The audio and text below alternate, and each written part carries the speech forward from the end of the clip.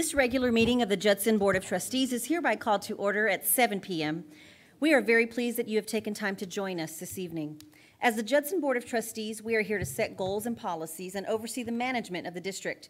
We are responsible for approving budgets, contracts, personnel appointments, and to listen to reports from the superintendent.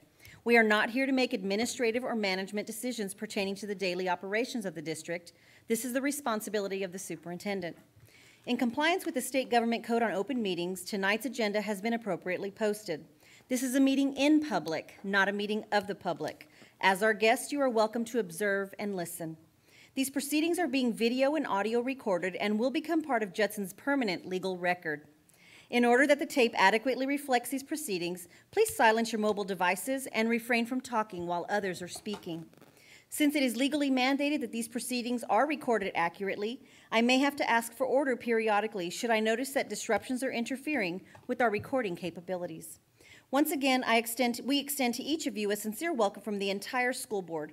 Thank you for your interest in Judson ISD. We have established a quorum, and I will call roll, and if you have not marked yourself present, please do so as I call your name. Miss Eaton. Miss Rodriguez. Present. Miss Pichelle. Present. Mr. Macias. Present. Ms. Kenoyer. Present. Mr. LaFoyle. Present. Thank you for coming.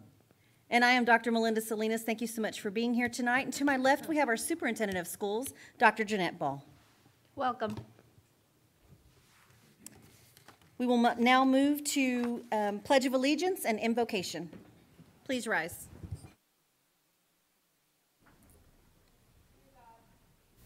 We are here before you tonight to do good things for the students and for the community of Judson ISD.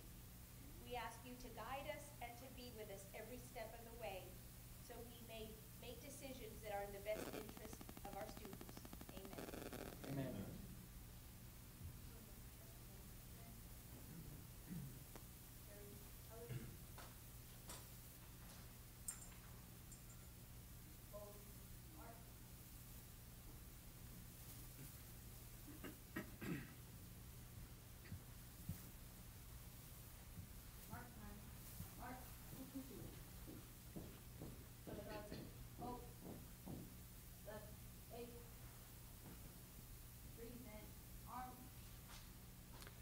I'd like to introduce to you our pledge leader for tonight. She is Ava Elizabeth Moore.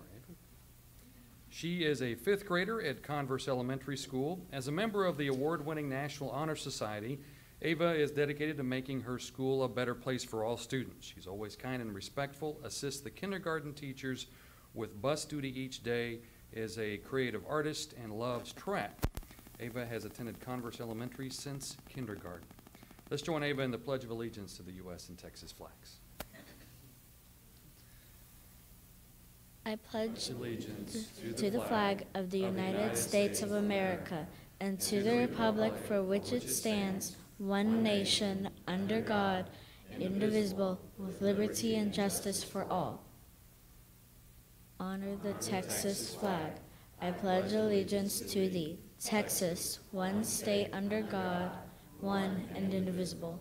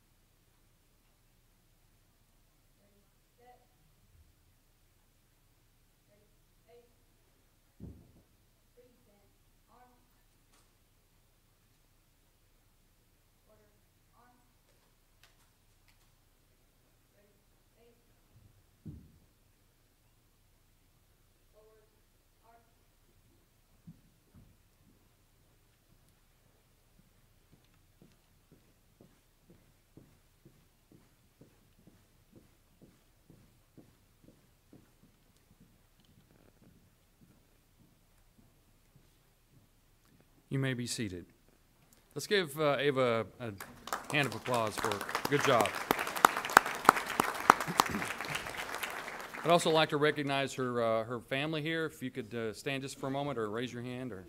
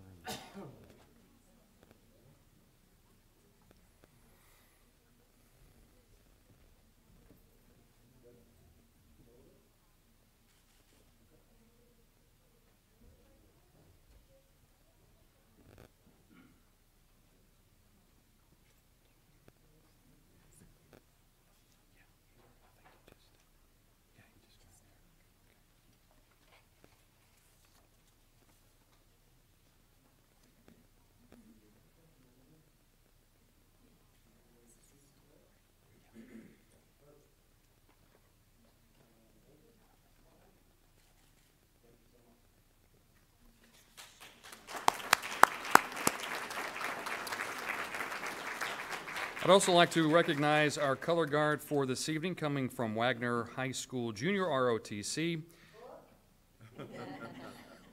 Cadet Major Decivity Olaka, Cadet Captain Hunter Hawkins, Cadet Sergeant First Class Sienna Rios, and Cadet First Lieutenant Shamari Washington.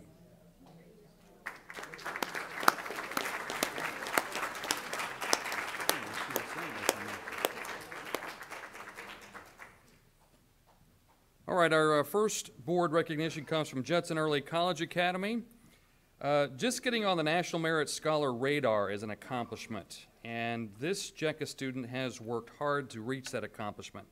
Judson ISD's newest National Merit Scholar semifinalist is Noah Zuckerman.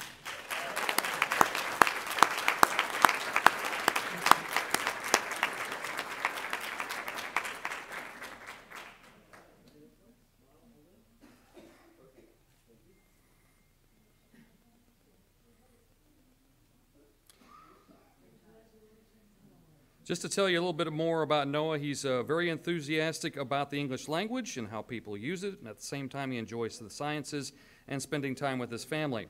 While his after-graduation plans are still a bit fluid at this point, Noah is contemplating his options. He's also currently interested in attending Trinity University, but this is the one in Dublin, Ireland. And he's also considering possibilities at Colorado College and the University of Colorado, and we wish him all the luck.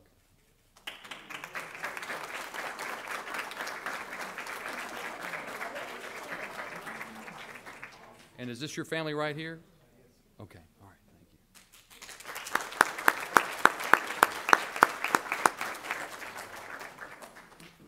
All right, our next recognition comes from Judson High School. The National Math and Science Initiative recognizes teachers all across the nation each month that are engaging students in the fields of science and math. This teacher is an AP Physics teacher that believes in students getting their hands on their lessons. He feels that that's the best way of getting kids to really get it because they are doing it. This teacher personally enjoys science, especially physics, because he feels like it's the science of common sense. Please congratulate NIMSI Teacher of the Month and Judson High School AP Physics teacher, Tyler Baker.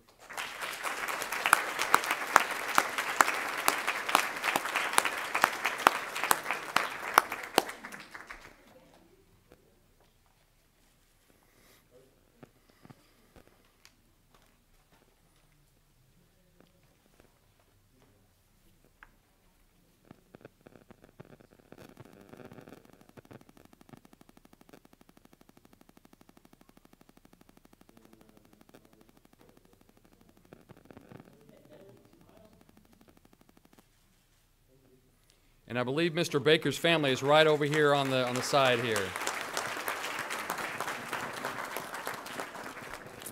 Now our final recognition comes from two elementary schools, Converse Elementary School and Candlewood Elementary School. 3 students from these schools were involved in a writing contest sponsored by the National Elementary Honor Society that called for the kids to create stories and illustrations about the organization's most beloved mascot, Watson the Bear.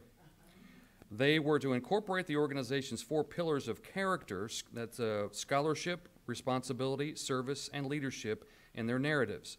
The stories that these students wrote were selected and included in the National Elementary Honor Society's publication called the Watson Anthology. These students are, first of all, Emerson Curtis from Converse Elementary School. Her advisor is Dee Dee Harrelson.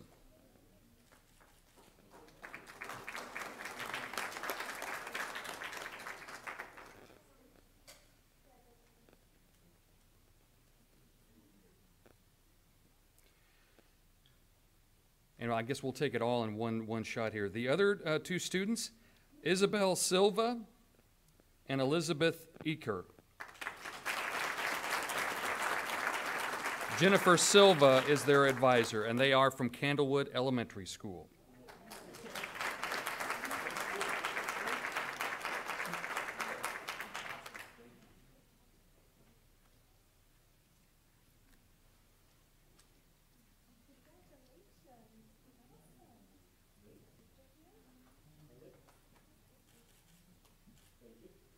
Now, while they are taking photos here, one thing I might want to point out is that while they were in elementary school and they were selected, they are all now attending J-STEM Academy at Judson Middle School.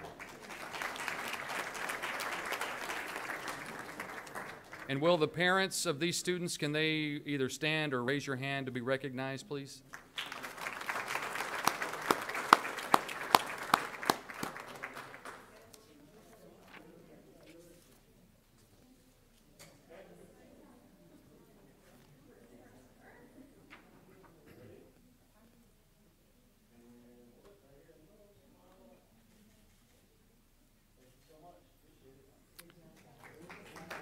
And those are our recognitions for this evening. Thank you.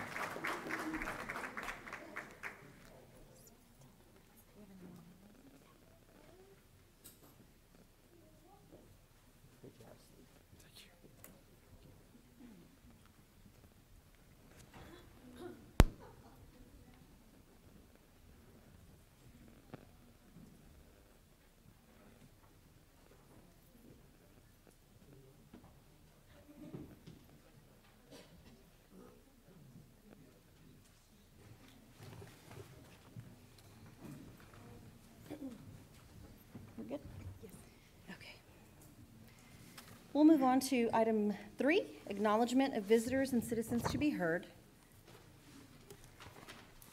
This time is provided for citizens to address the board on issues or concerns. A person may speak one time for a period of 3 minutes.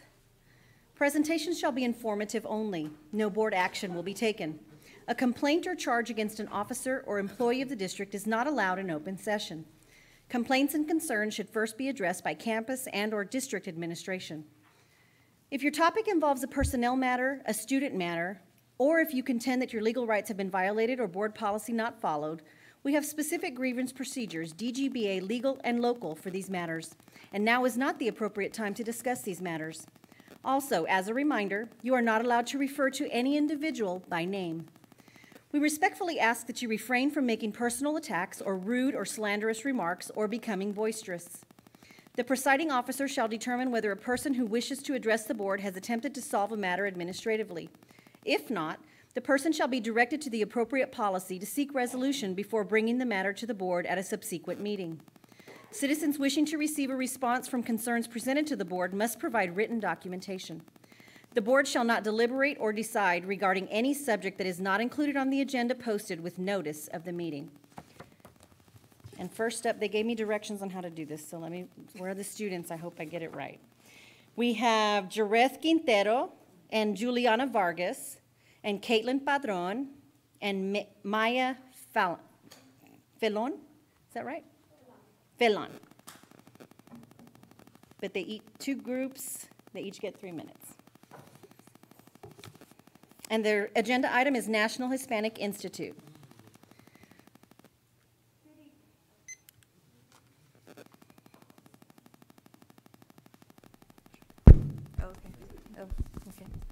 Good evening. My name is Juliana Vargas, and we are currently juniors at the Judson Early College Academy. and I will be one of 4 speeches that you will be hearing about the National Hispanic Institute, or NHI. NHI works with mainly Latino youth in their 3 main programs. Each program challenges students to get out of their comfort zone, network through college fairs, and NHI alumni who are current college students or college alumni and make change. Students gain leadership skills, community social entrepreneurship, and professional skills, such as how to dress professionally and present oneself in an appropriate manner, and so many other benefits. Each of us attended, so far, 2 of the 3 main programs. The first program is the Great Debate, and we attended the 2017 Texas Star Great Debate program at Our Lady of the Lake University. There, we were put out of our comfort zones and competed in the category we chose. I chose to do oratory, where I was challenged to write and present a speech concerning the Latino community. I gained many public speaking skills, as you can see. At the end of the program, they give out awards such as the Estrellita Award, which is awarded to one female out of the whole program who not only worked hard for herself, but also worked hard to help others, and I won the award. Next, Jareth will be talking about the next program we attended, Celebración. Thank you, Juliana. I'm Jerry Quintero. The next program in NHR would attend is Celebración, which is not a main program, but a special program where award winners and few specially selected participants from each of the main programs are invited to attend. This program is very special to all NHRers because, as the name translates to celebration, the organization celebrates for its accomplishments of the year. This is why at the end of the year, Celebración happens. In addition, Celebración is not only just celebrating NHI's accomplishment. It is also to reunite with old friends from the past and create new lifelong friendships. It's with those from other programs from around the nation. Last year we were all invited, but only 3 of us were able to attend, and because of financial constraints, which is why we are so grateful that this year the district is sponsoring all of us to attend Celebración 2018 this upcoming November. At Celebración, or Cele for short, last year the challenge was to gather a team and create a social media campaign to promote Cele for next year. We were able to make it to finals and obtain second place. Once again, I thank you for everything you have done to help us continue our journey with NHI, and we hope to make our community, district, and school proud once again. Next, Maya will be talking about the next milestone in the NHI experience. Thank you, Jareth. I am Maya Falan. This past summer, we attended the 2018 Texas Lorenzo de Zavala Youth Legislative Session, also known as LDZ, at St. Mary's University. Although all the programs are meant to teach communication and leadership skills, LDZ is geared more towards the actual use of our leadership skills. This program is set up in representation of our own government. At LDZ, we are meant to be the leaders, and we take the reins, and we control how our program will pan out. The participants are known as delegates, and as delegates, we had the opportunity to run for positions in our mock government, and we are the ones making the decisions through our voting. When we would ask our counselors questions, they would simply tell us, "It's your LDZ." We created the rules and decided what we wanted to happen. While there, I ran for Senate, but unfortunately, I did not get my desired position, but that didn't stop me. I was put into the House of Representatives, and so I still had my voice in the proposals that would get passed. LDZ teaches us we have a voice in everything that we do, and all we have to do is speak up and have our voices heard.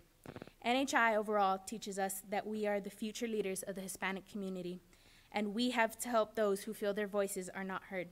The leadership skills we gain at LDZ will remain with us for a lifetime, and I know that I learned what I could have done differently. Our final speech will be Caitlin concluding our experience thus far. Hello, thank you, Maya. I am Caitlin Padron. Before I get into the after effect, I would like to point out that my peers and I, along with 3 others, are going to be the first cohort within the Judson ISD district to have gone through all programs. Not only are we participating in these programs, but we are excelling. As mentioned, we have received awards, nominations, and medals. And yes, this reflects success, but it is the lifelong lessons that will forever leave a mark on us. It is the lifelong lessons that have truly impacted us drastically, these lessons that will forever leave a mark on us. The National Hispanic Institute has allowed for us to absorb knowledge and skills that we are able to showcase now and in the near future. I hope that this brings light to the fact that a difference indeed is being made, a difference that goes even farther than just these programs. We are helping create a legacy that will live on within the Judson ISD district. We could not have done this without the district sponsorship. On behalf of all Judson NHI participants, we would like to thank the district, the Board of Trustees, and our advocate, Dr. De La Peña, for the continuous support we have received. We are now eagerly looking forward to our next NHI milestone being the Collegiate World Series. Thank you all for your time and undivided attention. We hope you have a great night.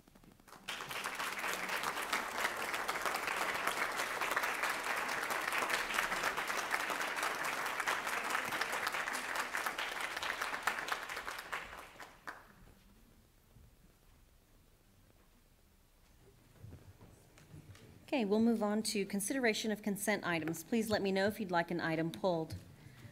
4A, consider and take action regarding approving board minutes from the regular meetings held on August 16th and September 20th, 2018, and the special board meeting held on October 1st, 2018. 4B, consider and take action regarding approving monthly financial information as of September 30th, 2018. 4C, consider and take action regarding approving budget transfers across function categories. 4D, consider and take action regarding approving expenditure equal to or greater than $50,000. 4E, consider and take action regarding approving the cash investment report for all funds as of September 30th, 2018. 4F, consider and take action regarding approving the submittals for request for proposal 16-01, fundraiser products and services. 4G, consider and take action regarding approving submittals for requests for proposals 19-06, cooling tower water treatment services. 4H, consider and take action regarding approving the ranking of engineering firms for services related to the testing and balancing phase of the construction of Veterans Memorial High School athletic fields. 4I, consider and take action regarding approving the updated certified list of appraisers for the 2018-2019 school year. 4J, consider and take action regarding approving the second reading of the following local policies: DHE local, employee standards of conduct, searches and alcohol/drug testing; FFAC local, wellness and health services, medical treatment. 4K, consider and take action regarding approving the capping of Judson ISD campuses.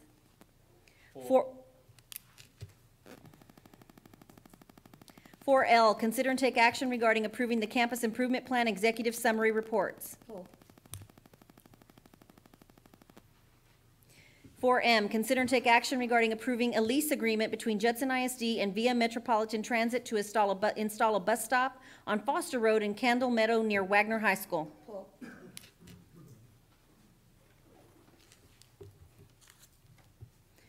Okay, we'll proceed to vote, and we will be voting on items 4A, B, C, D, E, F, G, H, I, J, and J. Do I have a motion? Motion. Second. Motion, Ms. Pichelle, second, Mr. Macias. Please vote.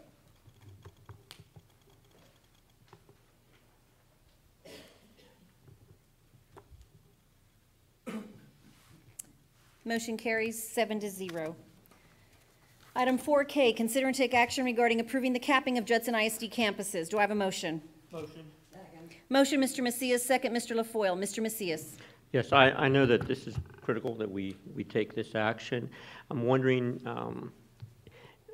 I know that we're capping campuses are annually, it appears. I mean, so every year it seems to be a strategy. Is there some future projections on what we might be able to do in terms of not having to cap campuses in any way, or is it really just part of the business? No, it's, yeah, if you can elaborate, I appreciate that, Dr. Paul. Absolutely. It could be considered part of the business, but in reality, this year the district has done very well. It's really just one campus, which is Coronado Village Elementary, because we're the most, once they get into their new building, they're going to be great space-wise. So at this time, it is just that one campus, and the team has done pretty good with projections. I know that next year we're going to continue to do what I call roundups, so we'll have even some better projections for staffing. I think that it's something that's really doable that in the future we won't have to cap. the impact would be minimal at this point? At this point, it is very minimal. Thank you. Any further discussion? If there's no further discussion, we'll proceed to vote.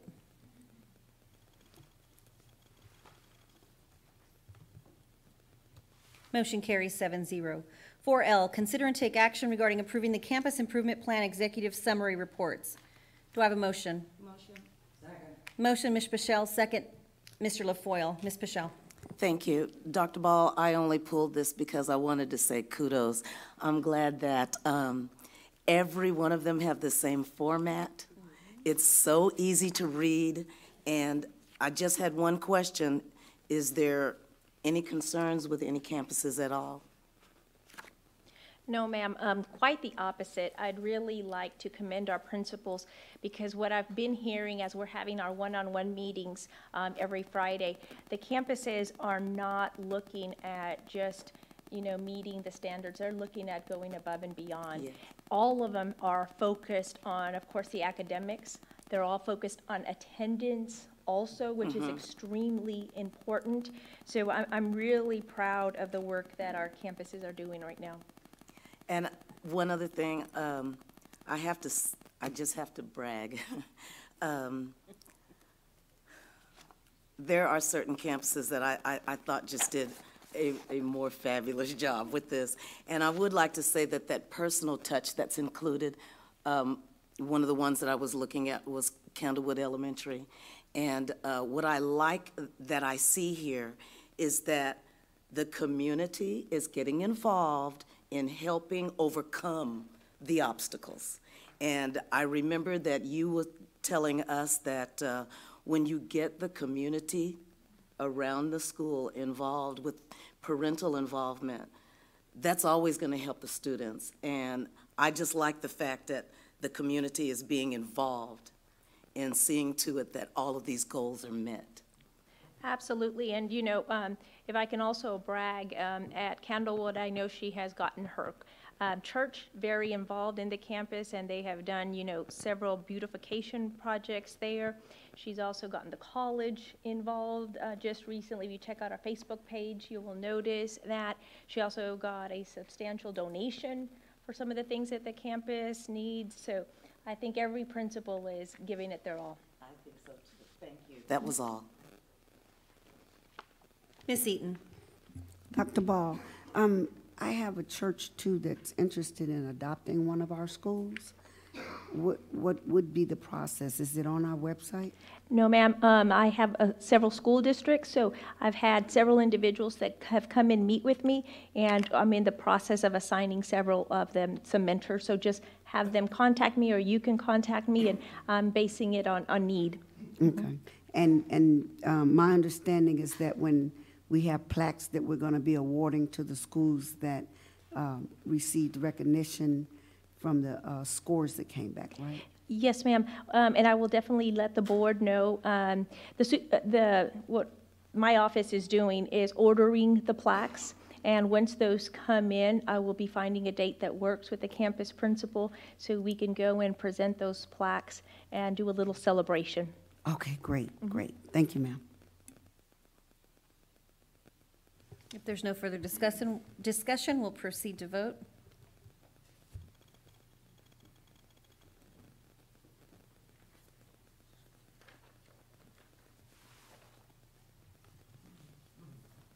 Motion carries 7-0. 4M, consider and take action regarding approving a lease agreement between Judson ISD and Via Metropolitan Transit to install a bus stop on Foster Road in Candle Meadow near Wagner High School. Do I have a motion? Motion. Second. Motion, Ms. Pichelle, second. I don't know if that was Ms. Eaton? I think it was Miss Eaton. Ms. Eaton? Ms. Pichelle. Thank you. Again, this is very briefly, I want to just say that I support this. I'm glad that we're doing this. There was a time when I didn't realize how important mass transit was, but there are so many people that have to rely. And I was thinking about when your car breaks down and you need to ride the bus, and there's so many people with disabilities that have to use the bus and then there may be folks from that particular area that need to come this direction. And not every city has bus available. Live Oak does not, and Universal City. So I'm just glad. I support this, and that's all I wanted to say.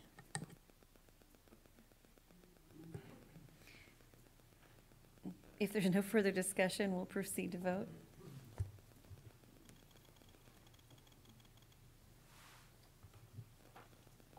Motion carries 7-0.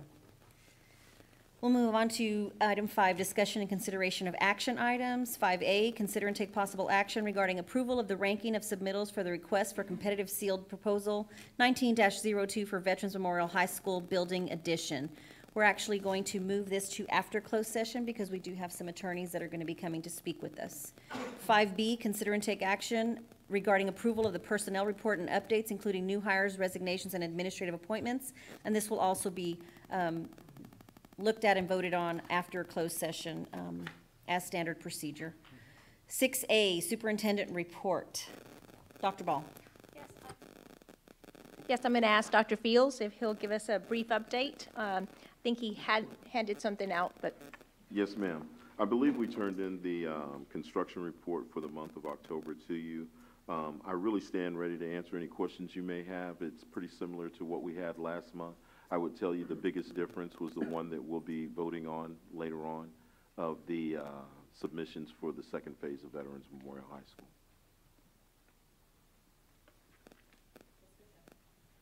Yes, Dr. Ball, my only question is, after the completion of these projects, is there a plan in place for periodic inspections? Absolutely, that has been on our radar and something that we've been working on. Yes, ma'am. Ms. Kenoyer. Thank you. May I address Dr. Fields? Dr. Fields, can you tell me what impact the rain delays are having on opening Wortham Oaks? Are we still pretty much in a good timeline there, or are we just being killed?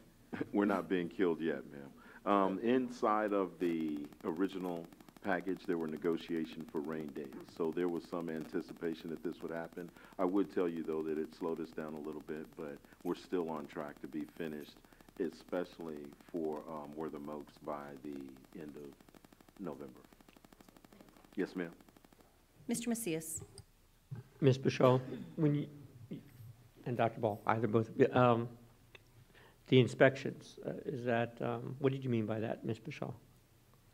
I wanted to know, because of the situation that we are currently in, if we've got a plan now for going back and inspecting what has been done. Yeah, I think that's a good idea. My question to follow up with that would be continuously evaluating the community, the school community, for needs assessments, because one thing that we do know is that, you know, we're going to go for additional bonds for infrastructure improvements. So if we're continuously asking our communities what they're needing, at least we have a list that will continue. So if that mechanism could be put in place too, I would like that.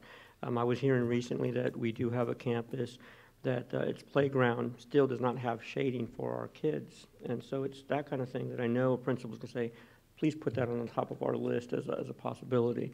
So again, dual. I love Ms. Bichelle's idea, and obviously that would be good. Thank you.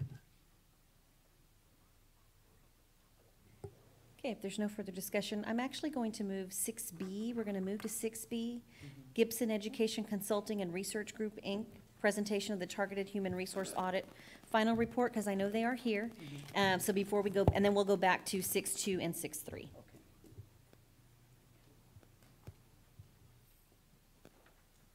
So just while they're getting set up, I'll give them a little time to set up. I just wanted to remind everybody, this started actually a process several months ago, gathering some information, gathering some reports, gathering some survey data, and working very closely with HR to put together some information that we could use as a tool. And we've been in constant communication with the team, and I think that they're going to report some of the findings. Dr. Ball, thank you for the introduction. Dr. Salinas, members of the board. Can you hear me okay, or do I need to move closer to the mic?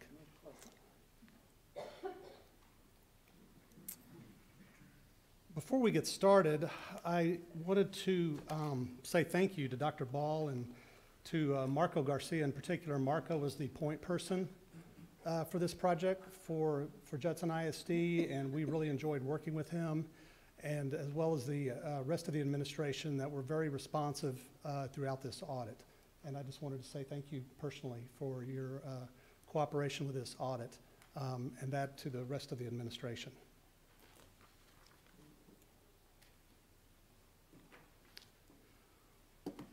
My name is Greg Gibson. I'm president and founder of Gibson Consulting Group. We are an education consulting and research firm based in Austin, Texas. We do work like this all over the United States. Most of our work is in Texas, but we have worked with some of the largest and some of the smallest school systems in the United States. Sitting behind me is Cheyenne Roth. Cheyenne Roth was the project manager for this particular project and also served as a consultant. I also worked on this project. I served as a project director, but my boss also makes me work on projects, and so I was heavily involved in the actual work on this project and really enjoyed it, by the way. There are other members of our project team who are not here today. Dr. Amy Rappaport, who's the Director of Research at Gibson Consulting Group. Amy led our survey effort that Cheyenne will be talking about those results and the methodology. Daniel Hepner is a research scientist who also assisted in the survey work, and Kent Ingram, who's a CPA and consultant auditor in our firm. He was heavily involved in the compensation analysis. This was a unique audit in that it was very targeted around 5 specific areas. There are actually 6 areas, and we combined 2 into 1 under compensation analysis. But this is typically when you think of an HR audit, you think of an HR department audit, and that's not what this was.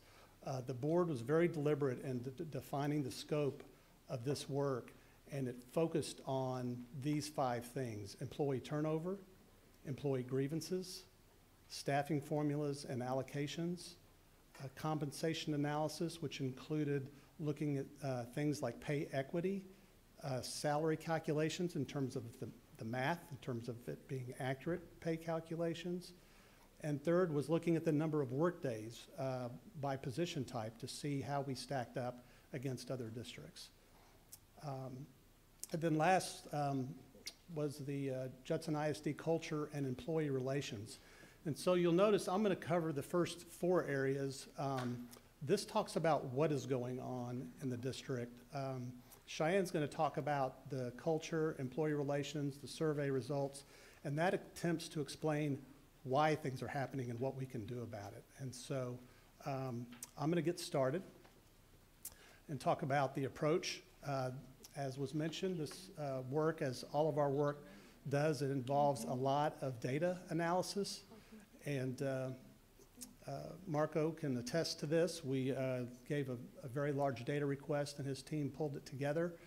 And it's not just documents. We did downloads of data sets of leaver data, of the turnover data, of the grievance data.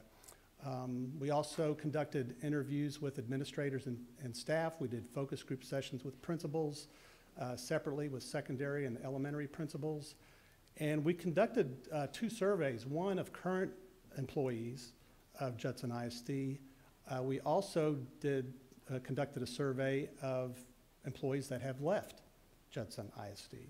And we will be talking, Cheyenne will be talking about that later. We also conducted audit tests to validate salary calculations and did other testing related to examining whether or not any pay is being paid that's outside the pay range authorized by the board. We also performed equity testing on salaries relative to experience levels. I'm going to jump right in to employee turnover. This is the data that I think is the reason that we're here tonight. This shows Judson ISD's teacher turnover compared to the state average over the past 5 years. And you'll notice that 16-17 is the most recent year. Our cutoff date, we were doing our work in the spring, and we wanted to use a complete year of data. And so we did not have a complete year of data during our field work. So all the data that you will see will be through 16-17. But if you'll notice, and this is based on the state definition of how the state defines teacher turnover, and that's going to be important as we go forward in this discussion. But you'll notice that the Judson ISD teacher turnover rate has gone up and down, and then in 15-16, it jumped to over 25%, and then dropped back down to 17%. And during all of this time, except for the most recent year, it was significantly different. 14-15 was pretty close, but you see the variance. The state rate did not change much over this time period, but the Judson rate bounced around quite a bit. So we believe that particularly the 15-16 rate was the main reason, or one of the primary drivers of this study, was to find out what the heck is going on with this 25% teacher turnover.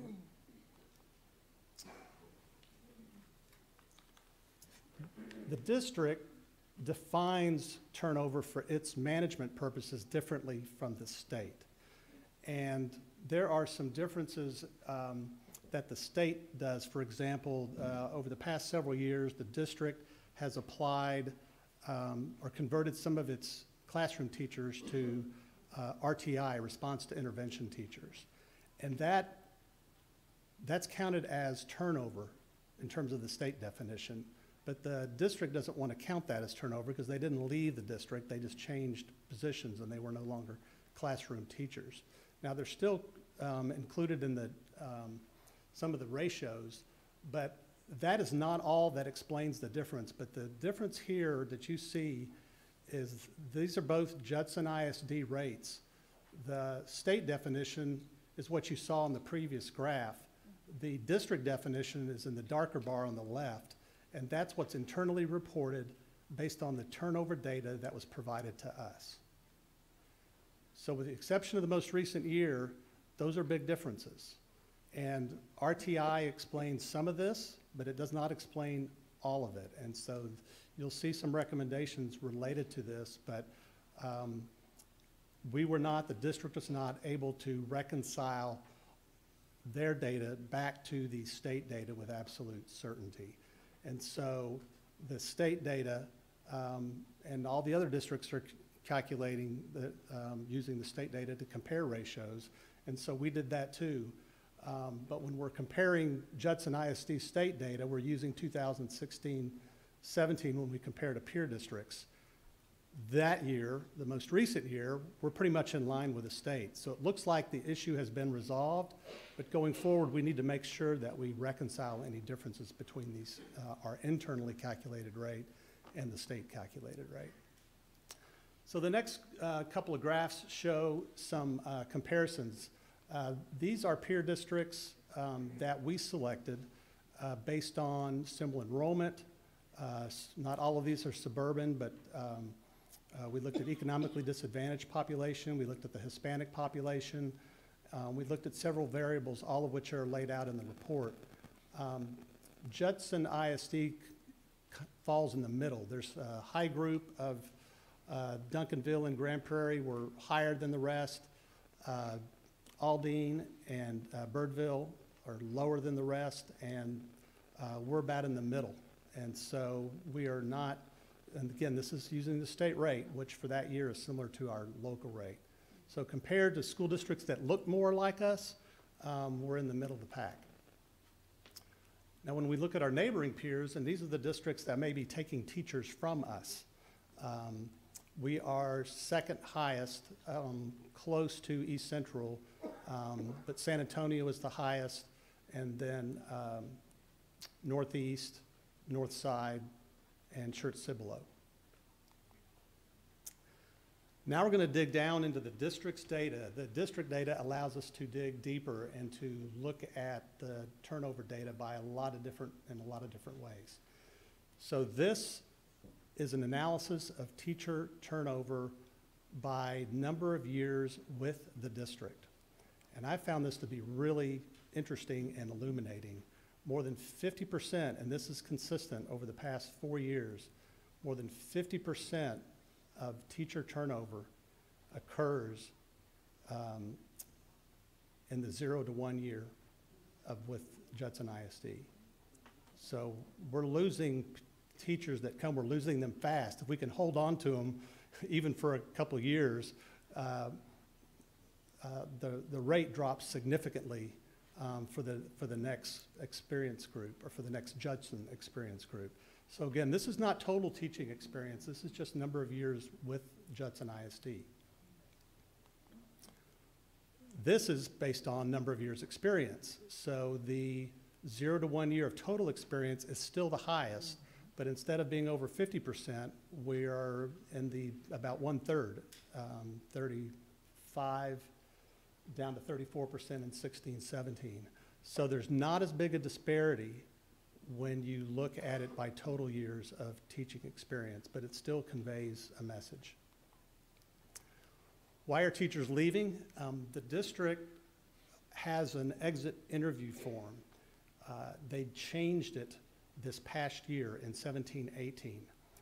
Prior to that, there were different definitions being used, reason codes, for employees to check to say this is why we left the district. And so these were the major, for the 4 years prior to this last year, these were the major reasons that districts left. One, accepted position elsewhere. That was 46%, resigned, relocated, 16%, retired, 9%, and then other, and there's a long list of things that fall into the other category, was 29%. Now, the problem with this is that and the district recognized this before we arrived, is that the accepted position elsewhere doesn't really tell us why they left. They tell us what they did when they left, but they didn't really tell us why they left. And so the district has changed the reason codes so that they're more illuminating and more informative, so that we can use that information to drive management decisions. And so the data that we were looking at didn't have the benefit of those new data definitions, and so we were looking at the old definitions. Teacher turnover was not the only turnover, or the only position group we looked at. We looked at other types of turnover. This talks about the manual trades is in black, the green is librarians and nurses. These are the district's categories. The red is professional, and the blue is paraprofessional. So the manual trades, and we'll get more detailed in the manual trades, but they have the highest turnover rate. These are your maintenance custodial workers, food service workers. It also includes clerical staff. So these are generally your lower paid positions. Higher turnover is not to be unexpected in these groups, but the trend is disturbing here because we're seeing increasing turnover pretty much in every category of the non-teaching, of these selected non-teaching groups.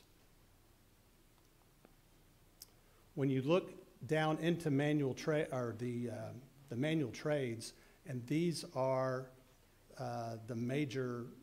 the largest 4 groups in the manual trades. Second to teachers, the clerical staff represents the largest employee group. So this is a lot of employees. So this breaks it down by transportation, custodial, child nutrition, and maintenance. And you'll notice that custodian, the green bar, only has the last 2 years because during those 2 years they were reported centrally under a custodial department. Prior to that, they were reported under the schools. We were concerned about apples to apples comparisons, and so we left those years off. But you can see here the growth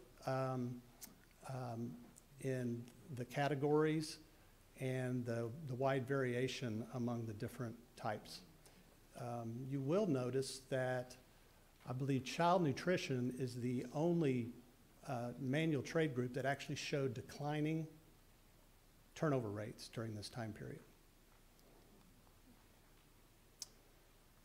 We looked at teacher turnover by school based on the district definition, and the detailed schedule is in the report. turnover ranged from 0% to over 30% by school. And so there may be a number of factors that are driving that. Cheyenne's discussion later might bring some illuminating points to that discussion. But again, we weren't here to try to find out what was going on in individual schools. We're trying to identify themes that could benefit the entire district. And as I mentioned earlier, until this past year, enough data really wasn't collected to do a really thorough analysis. Now we believe the district is equipped going forward to really have a strong data set to analyze teacher turnover. So we have, and all turnover for that matter. Several recommendations came from our analysis of teacher turnover. One, conduct your exit surveys before they leave, not after they leave. Right now, we send an email to them after they, or up until this past year, we would send it to them after they leave, and our response rate was really low. So at the time we were here, it was still being done the old way. We think the exit surveys, you'll have a higher response rate. It'll all be fresher on their minds if you can get that done before they leave. Number two, develop an annual management report for employee turnover, and this should include a reconciliation of the district turnover rate to the state turnover rate, so that everybody knows why that is and why that exists. And so it needs to be really explained almost down to the position, so that we know why there are exact differences between those two rates. Recommendation three, implement practices to proactively identify and address the root causes of employee turnover, and use this data to inform recruit and retention strategies. And Cheyenne is also going to talk about some even more specific things that could fall under this category. And recommendation number four, strengthen the district's onboarding program. You have an onboarding program, but when you have so many new teachers that are leaving within a year or two, that the onboarding program needs work. If you have a more successful onboarding program, that is shown, we quoted some research that says strong onboarding programs result in lower turnover and new employees. Employee grievances. This was the second item we looked at. I wanted to describe the data before I showed it to you, because there's significant growth in the grievance data. But I think it's important to note that the volume of grievances has never reached 1% of the total employee population. So that's important. And then also in the data that there were multiple grievances filed by the same employees. And so we have a duplicated count. So it doesn't necessarily represent the number of employees that filed grievances. It represents the total number of grievances. 43% of the grievances were filed by teachers. That's pretty commensurate or close to the percentage of the employees. Yes, the top reason for filing the grievance was harassment. We'll talk a little bit more about the different grievance natures in a minute. The trend may reflect issues in the work environment. It also could reflect increased comfort in filing grievances, or both. The state does not collect or report grievance data. And I believe one of the reasons it does not do that is because they can't account for these differences. So I'm going to show you the data now. In 2013, we had no grievance filings. That jumped to 3, dropped to 2, and then it shot up to 20, up to 35, down to 22. So that just looks like if you just look at the graph, it looks like it's a huge problem. But 0 grievances in a year for a district this size, I would say that's unusual. And so, again, we do not have any benchmark or best practice data. Again, we don't know if the 2012-13 to 14-15 reflects employee satisfaction, or it reflects employees' unwillingness or reluctance to file a grievance. Or fear. So that's, I wanted to show you that data, but I wanted to put it in its proper context. This is a graph, and we have several other graphics in the report. I'm not going through all of them, but this is grievances filed by level reached, ultimately reached. Level 1 goes to the supervisor, level 2 goes to the superintendent, level 3 goes to the board. So this pattern is going the right direction. If this were inverted and we had the lowest percentage level 1, then the next level 2, and the highest level 3, we'd be having a different conversation right now. So again, there's no best practice, but this is the plan that you want the ones going to the board to be a lower percentage than the ones going to the superintendent, and you want that to be a lower percentage than the ones going to the supervisor. Other findings similar to the reason codes for teacher turnover, you need to change the definitions for the nature of the grievance for your grievance filings. They're kind of a mess. We listed all of them in the report. I think 8 of them have the word harassment in it. And so how are you supposed to interpret all this data? I mean, it's a 2-page table of the nature of the grievances. And so we can't really draw any conclusions about where our isolated problems are because the definitions are not mutually exclusive. Many are overlapping, and some aren't really clear, in all honesty. So the same process that you went through when you redid your turnover reason codes, that same process needs to occur with your grievance data.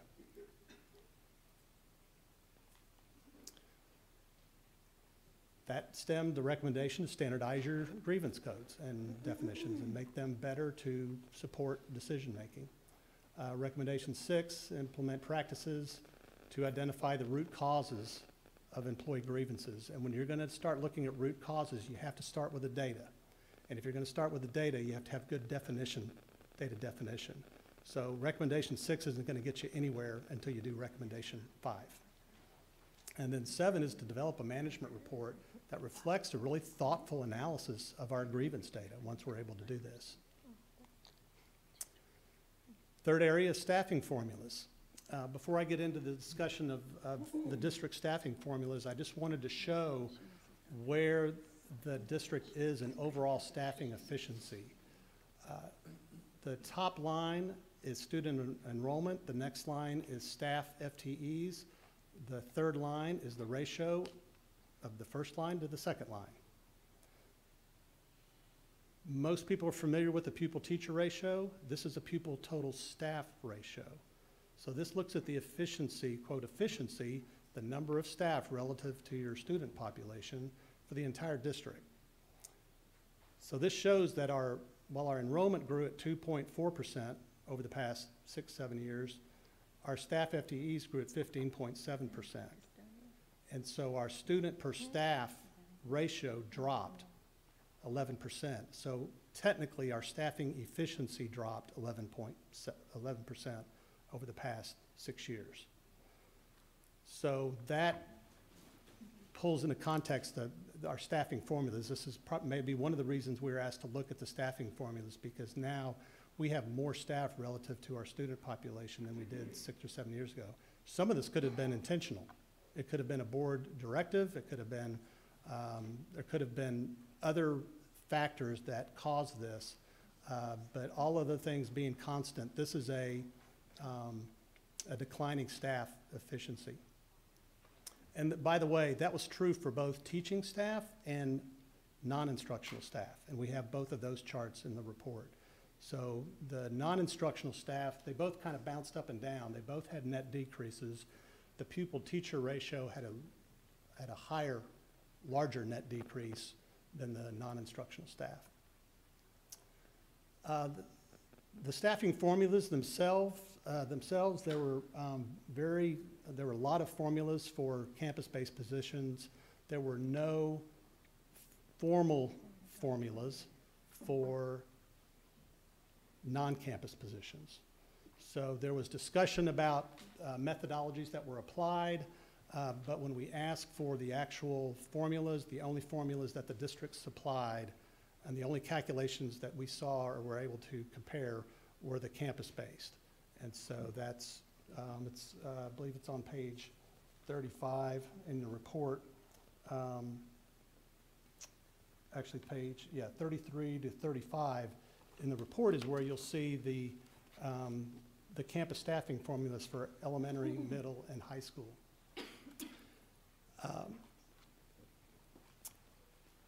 Several of the campus-based formulas prescribe a 1.0 full-time equivalent regardless of school size. So that's normal for a position like a principal. And it may be normal for a position like a librarian, although some schools are now starting to evaluate the demands of some of these positions relative to the size of the school. So if you have a 300-student school and you have an 800-student school, and they each get one librarian, or they each get one counselor, or they each get one something, a attendance clerk, the work demands on those attendance clerks are different, but we're staffing the same way. And so to the extent you can, and we've got a recommendation about this, is you want to apply a formula that is commensurate with the work demands of that position. So principal, one per campus. Got to have one leader per campus. There are some schools, if you have a really, really small school, there have been some school districts that have actually split principals among campuses. I don't think that has worked out very well, but basically there shouldn't be that many positions that are assigned one FTE per campus. We also analyzed the actual staff counts compared to what the formula prescribed by school, and we found some variances, but most of those variances had to do with teachers, and so a lot of that could have had to do with Title I or other funding sources. The campus staffing formulas only apply to general fund staffing levels, and so we did not see many variances from the other positions to the actual positions. So here are the recommendations. Formalize and modify staffing formulas for operational areas. And it's not just your maintenance. Custodial you do have, because custodians are actually campus-based, and so there are staffing formulas for custodians. But food service workers, bus drivers, even your HR department and your payroll department can be driven by metrics and by work demand ratios. And there are benchmarks out there. The Council of Great City Schools collects data from urban districts. Suburban districts don't have a similar data set, but it can be used to provide some benchmark for how big some of our departments ought to be. And so we need to develop staffing formulas for other departments and not restrict them to campus-based. The next recommendation, number 9, we can also use part-time positions to get closer to the actual formula target that we want to establish. So this doesn't really relate to teachers, but it might relate to some of our other staff, where instead of a full FTE for a school, you might only need a half FTE. Or if you're at a school and the formula says based on 24,000 square feet per custodian, you need 4 custodians, you might only need 3.5. But right now we're using full-time positions mostly, and we're not using part-time positions. We could also use some itinerant staff to help increase our efficiency, our staffing efficiency. So the part-time positions, itinerant staff can help us get closer to our targets overall, because it provides us more flexibility, particularly in our smaller schools. Recommendation 10, modify academic staffing approach to consider all revenue sources. Let me explain what I mean by this. A lot of times, in many districts, we have an academic department, we have a Title I department. And Title I kind of does their thing, and academic department does their thing, and each hires their teachers. And what we're suggesting is to take a more holistic approach to academic staffing and find out what the academic needs are, determine what you need academically at that school, and then figure out the funding sources.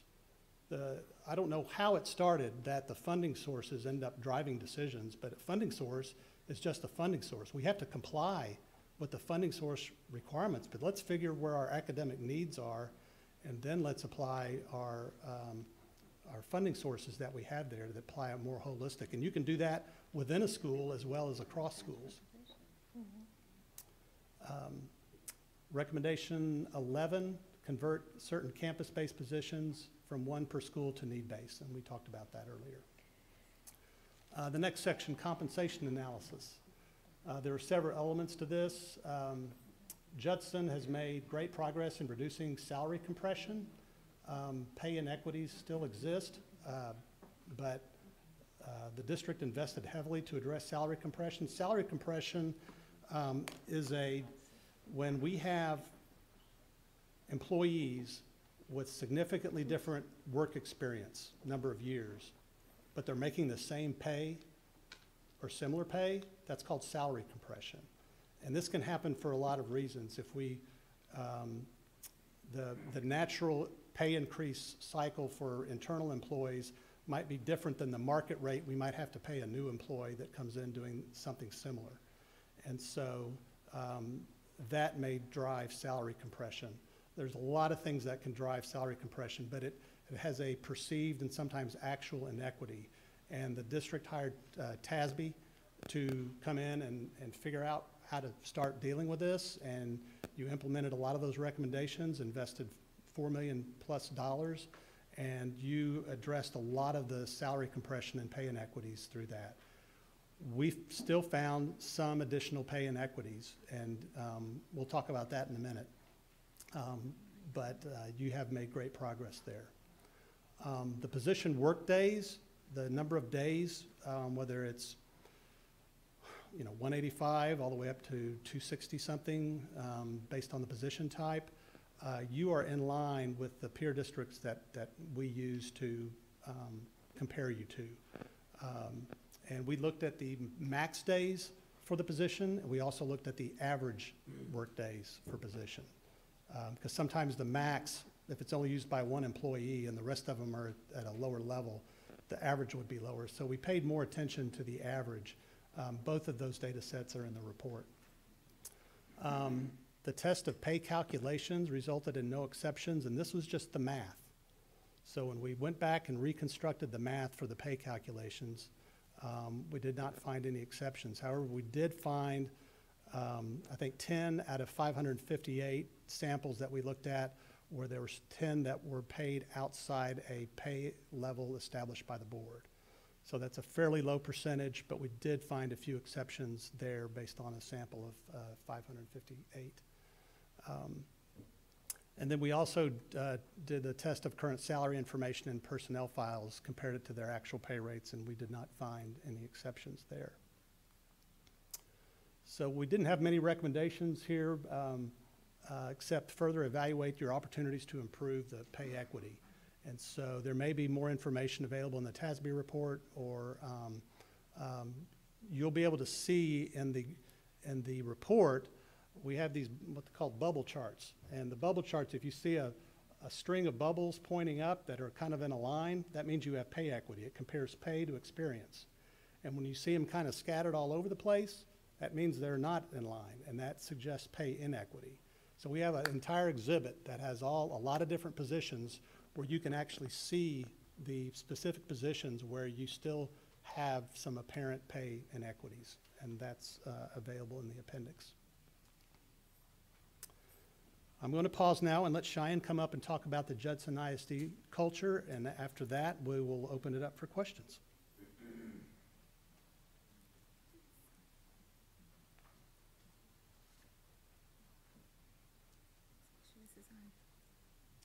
Can you guys hear me okay, or do I need to move up or project out more? Are we good? Okay.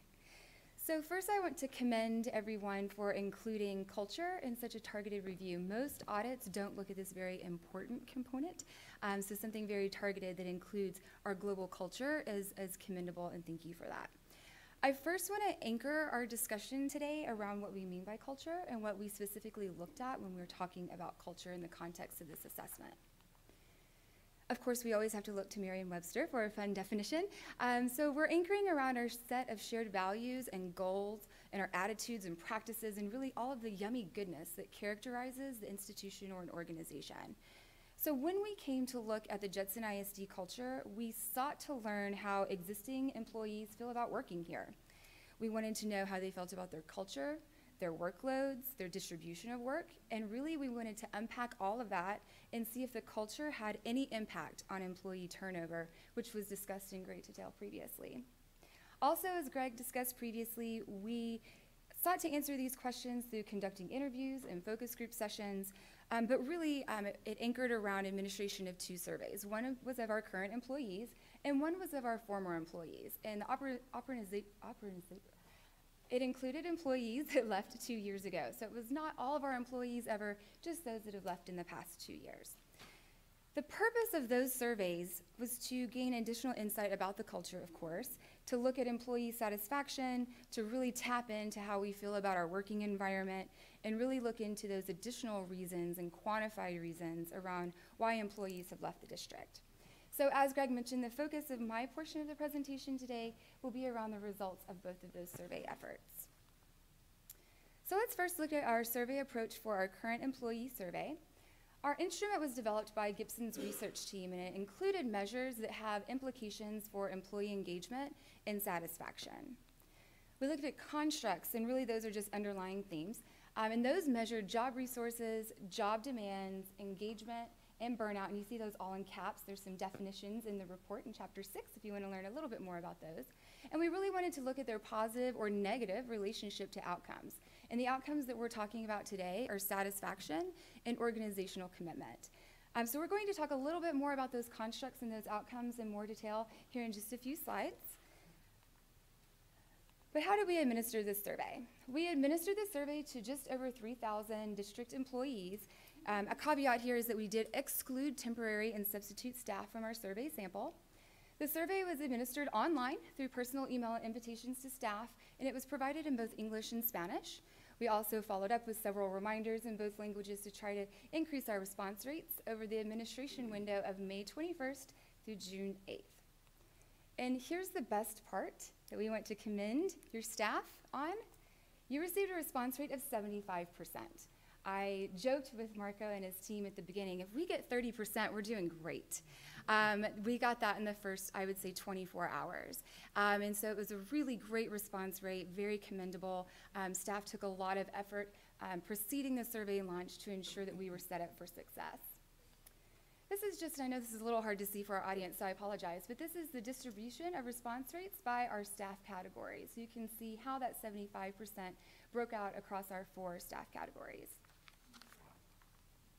Okay. Now, due to the high response rate, we were really able to do a lot of fun things, and some, I call fun things robust statistical analysis. And that was possible because we had such a large respondent sample, and not only was it large, it was representative across the respondents or the composition of your district. So we were able to do a couple of things. We were able to measure employee outcomes, satisfaction, and organizational commitment. We were also able to look at predictors of those outcomes. We were also able to focus on levers. And what I mean by a lever is if we change something or move something, we can affect change. We can see the outcome of that. So we really wanted to use some robust statistical analysis to identify which of those levers were most influential for your organization and for affecting employee outcomes. So how did we do that? We utilized a structural equation modeling approach to assess how those perceptions of various components of job resources and job demands, how were those related to engagement and burnout, and how did that all pack together to impact our outcomes of satisfaction and organizational commitment? So don't fret, I'm not going to bore you with the nuances of structural equation modeling, but what I thought would be helpful for everyone here is a quick visual to help everyone understand the results that I'm going to share with you guys.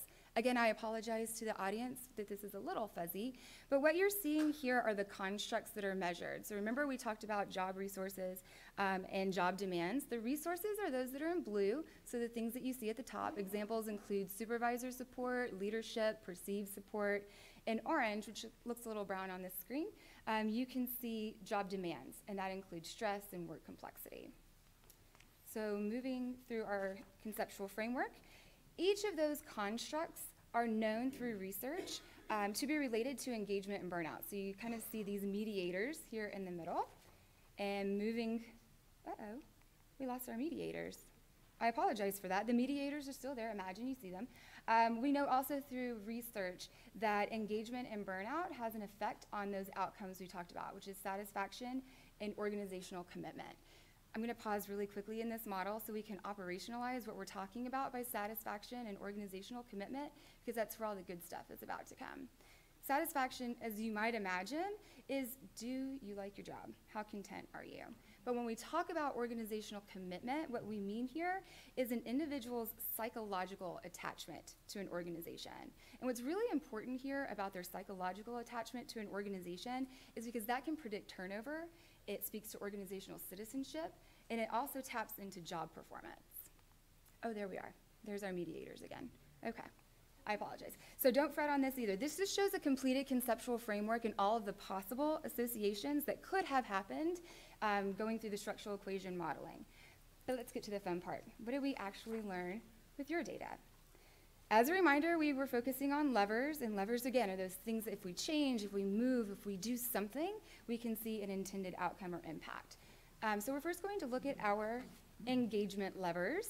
So here you see that leadership, perceived support, material resources, a balanced workload, and a supportive environment in your organization are most strongly related to employee engagement.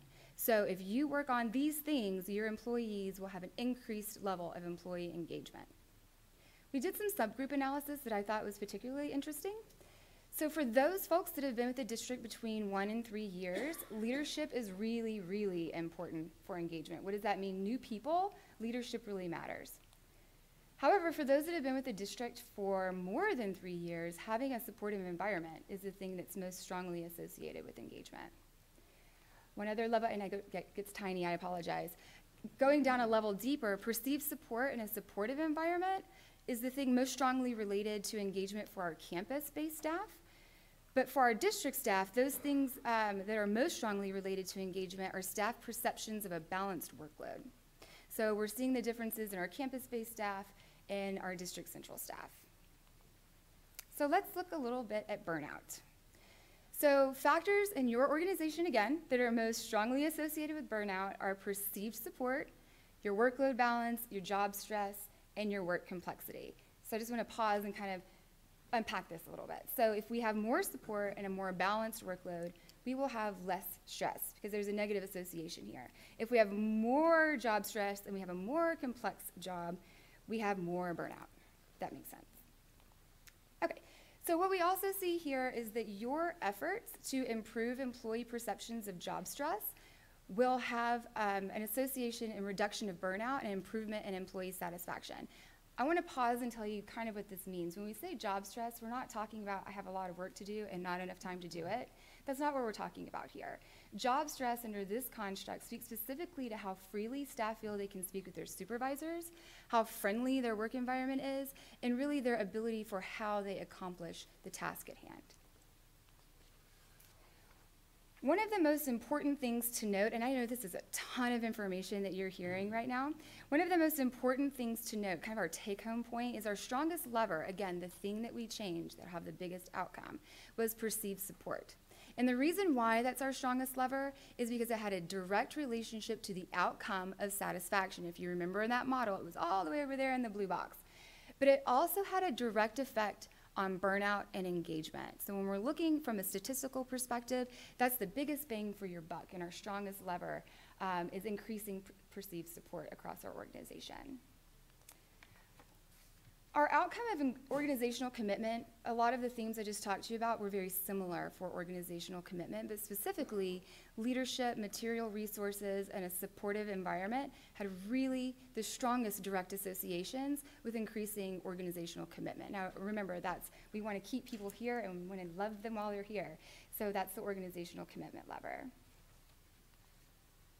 Also, as part of our current employee survey, we offered an open-ended response option to the question of what changes would improve the culture of your school or department. The reason it was worded this way, again, because it went to all employees. So of all the employees that responded, 59% responded to this question. And so some of the most prevalent topics that were shared included administrative leadership. And around that, we mean their support, their respect and trust of staff, and allowing staff to have an input and a voice. The other big rock of our most prevalent topic as a result of this analysis was other staff and other administrative leadership, so those that just weren't administrators.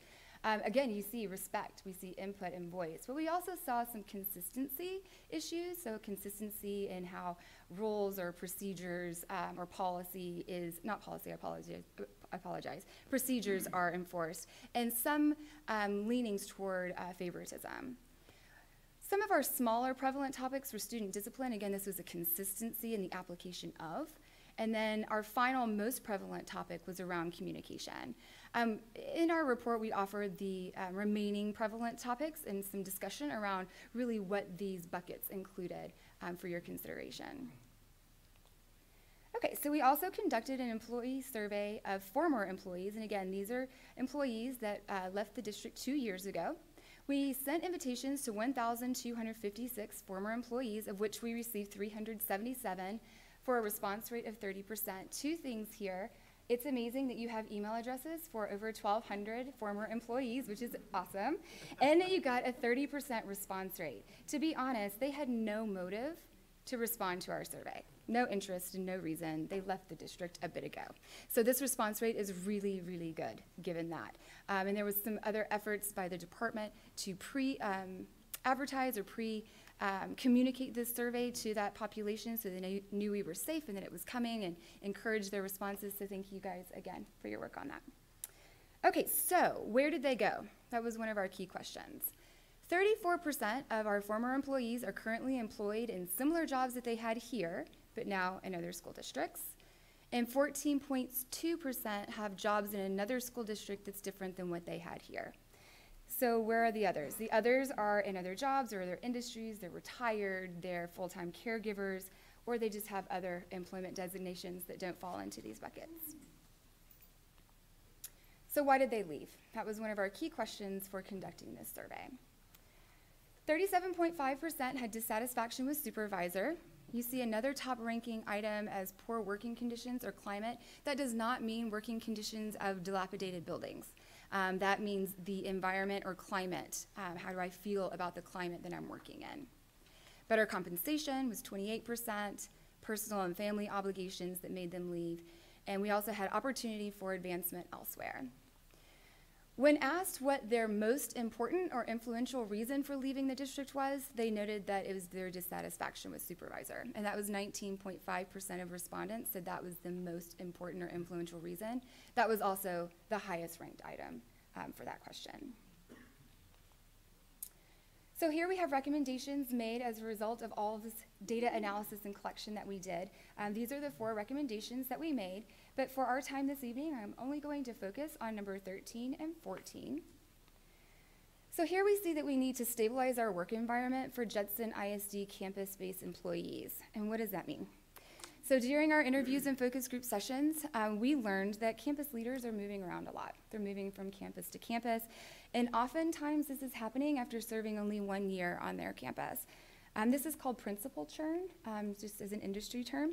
And high rates of principal churn is really disruptive to a school community, and it can have cascading effects on an organizational culture. It also has some cascading effects on student achievement that we talk a little bit about around this recommendation in the report. Cheyenne, yes, ma'am. Excuse me for interrupting you. Repeat that term again. Principal churn. Churn. Churn. Mm-hmm. Is it specific to principals? Churn is where you're moving a leader, or administrator, a chief around often. You're churning them through your organization. Sure, of course. Shall I continue? Yes? Okay, thank you. So also as noted in our survey results, leadership was most strongly associated with organizational commitment and engagement. And this was for campus-based staff and our district staff, but it was particularly important, as you'll remember we noted, for our new staff. So as you have and continue to have high rates of teacher turnover, particularly in those in the district or in the profession for 1 year or less. Stabilizing your principals and your campus-based leadership is paramount. We see here also a recommendation to improve our employee perceptions of value, trust, and inclusion, and in the decisions that impact them. You saw through the conversations that we were having a lot of perceived support conversation around campus-based staff and district staff, and you saw that that was our biggest lever. And so across our qualitative and quantitative survey data analysis, so that was the survey data and the open-ended question, as well as information that we learned during our interviews and focus group sessions while we were here on site, staff feel like they have lack of input, lack of a voice, and this is kind of a key issue in your organization, or at least at the time we were here. And again, we showed that perceived support is strongly associated with organizational commitment, and really with staff that have worked with the district for longer periods of time, this is really important for them. Also, in reviewing those open-ended responses, we talked a little bit about this. It became clear that there's a lack of respect and appreciation. They feel as though they don't have a voice and that some receive preferential treatment, and this may have impacts on your work environment as a whole. These are all factors that contribute to a less positive work environment, and that's really what we're looking at when we talk about culture. And they also have significant implications for employee morale, which also is connected to employee burnout, which is also connected to employee turnover. And those are the considerations we have for you this evening, and we'll open it up to any other questions.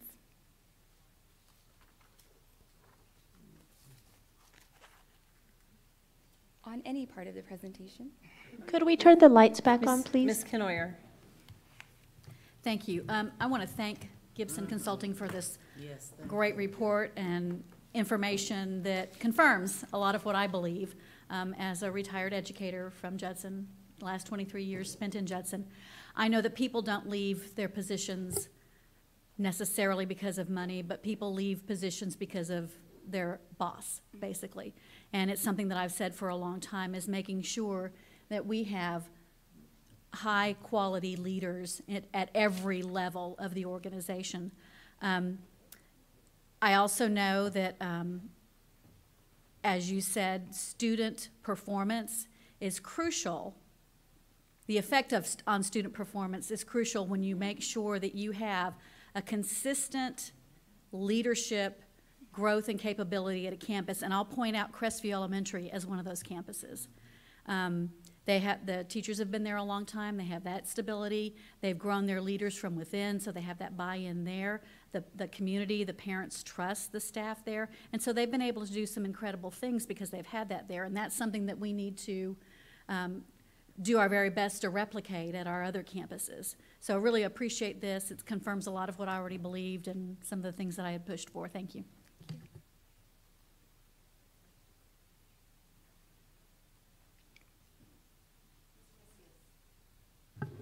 Yes, I definitely would like to echo Ms. Kenoyer's appreciation, and I'm certain my colleagues would agree this information is extremely important. What's critical, though, obviously, is to look at some of the recommendations you provided to sort of have, I think it was stated earlier, drive future decisions. And so certainly the audit itself was designed to quantify where those shortcomings are. I had a couple of questions. The 2012 through 13 stat that addressed grievances, I still can't believe it was 0. Was this also evaluated with our board attorneys, our Walsh Gallegos, who would have handled any grievances in 2012 through 2013? No, we basically relied on the data that was provided to us by the district and used that data set. So we did not attempt to validate through the Well, and I would probably, because obviously we were billed. I mean, if there were employee grievances, we would have been billed by Walsh Gallegos. So I'd like to know if we were billed, because if not, I'm going to say, where's our refund? We didn't have any grievances. But I say that jokingly, but in all seriousness, there may have been a disconnect in what was available to you and what the reality was. So, you know, and if that's the case, obviously I'd like to know why. So, I'm sorry, were you going to say something? I was going to just clarify that this was the date that the grievance was filed. Some grievances will last multiple years. And so there could have been an invoice in 2012-13 for a grievance that was still active that year, but it was filed in the prior year. Well, we'll take a look at that. I mean, But I mean, if there's a, you know, if you were on the board during this time. I certainly and was. you're aware of, you know, a dozen grievances that were filed during 2012-13, then we have a data report. After 8 years, it all blurs, so I couldn't tell you, but I certainly would at least look at that source too, and I'll ask Dr. Ball to validate with Walsh Gallegos that aspect of what it is. Maybe kind of look at it all, just in case. We've had turnover even in our HR administrative positions, so anything could have happened in the transition of HR professionals that may not have allowed us to have access to that. So that is very conceivable. So, and the other thing you had mentioned, 28% of our employees left for better compensation. I think that was one of the metrics that was used. Is that correct? That was in the survey results. The survey not result. Not in the district's own analysis, because their own analysis did not track that reason for turnover. Certainly. In the past 4 years. But that was, I believe it was 28%. It was like the third or fourth highest in terms of the most cited reason for leaving the district. So it wasn't the top, but it was in the top. No, obviously, and one of the things that I'll hear from employees is that, you know, we're not competitive with our salary. I mean, it's very difficult. We don't have a money tree, and I've heard that term used on many of our discussions. So we are limited in our resources to give higher salaries in certain positions, but certainly we have other creative ways that I think can help retain our professionals. So 28% is I'm wondering if that's a consistent number. So it just has me thinking. I mean, we're at 28%, but as we go forward, I know that Dr. Ball had surveyed employees in her past. So seeing the potential for us to continue to evaluate will be helpful to look at things in the long run. Because if we look at this, say, 3 or 4 years from now, and it's still sitting at 28% or still identifying compensation, I mean, again, it shapes strategy and management decisions.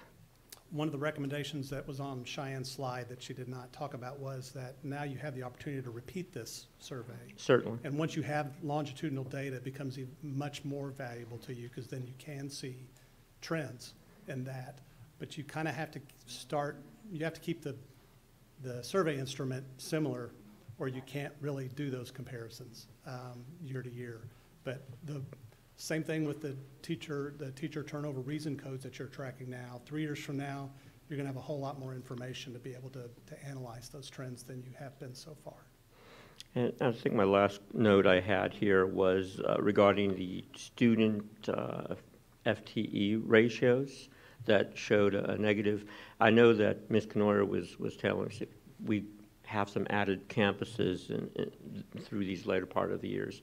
So the FTEs included all full-time personnel, right? Correct. Okay. So we would just need to evaluate where the increase is but it would also include... No, it includes all full-time equivalents. Okay. And so if there was a half-time employee, they're included in that FTE count. When you report to Texas Education Agency, you state the percentage of full-time that employee is. So if you have 1,000 employees, bodies, but some of them are part-time, you may only have 900 and something FTEs. That's the number that's on that schedule. So it's full-time equivalent staff. Okay.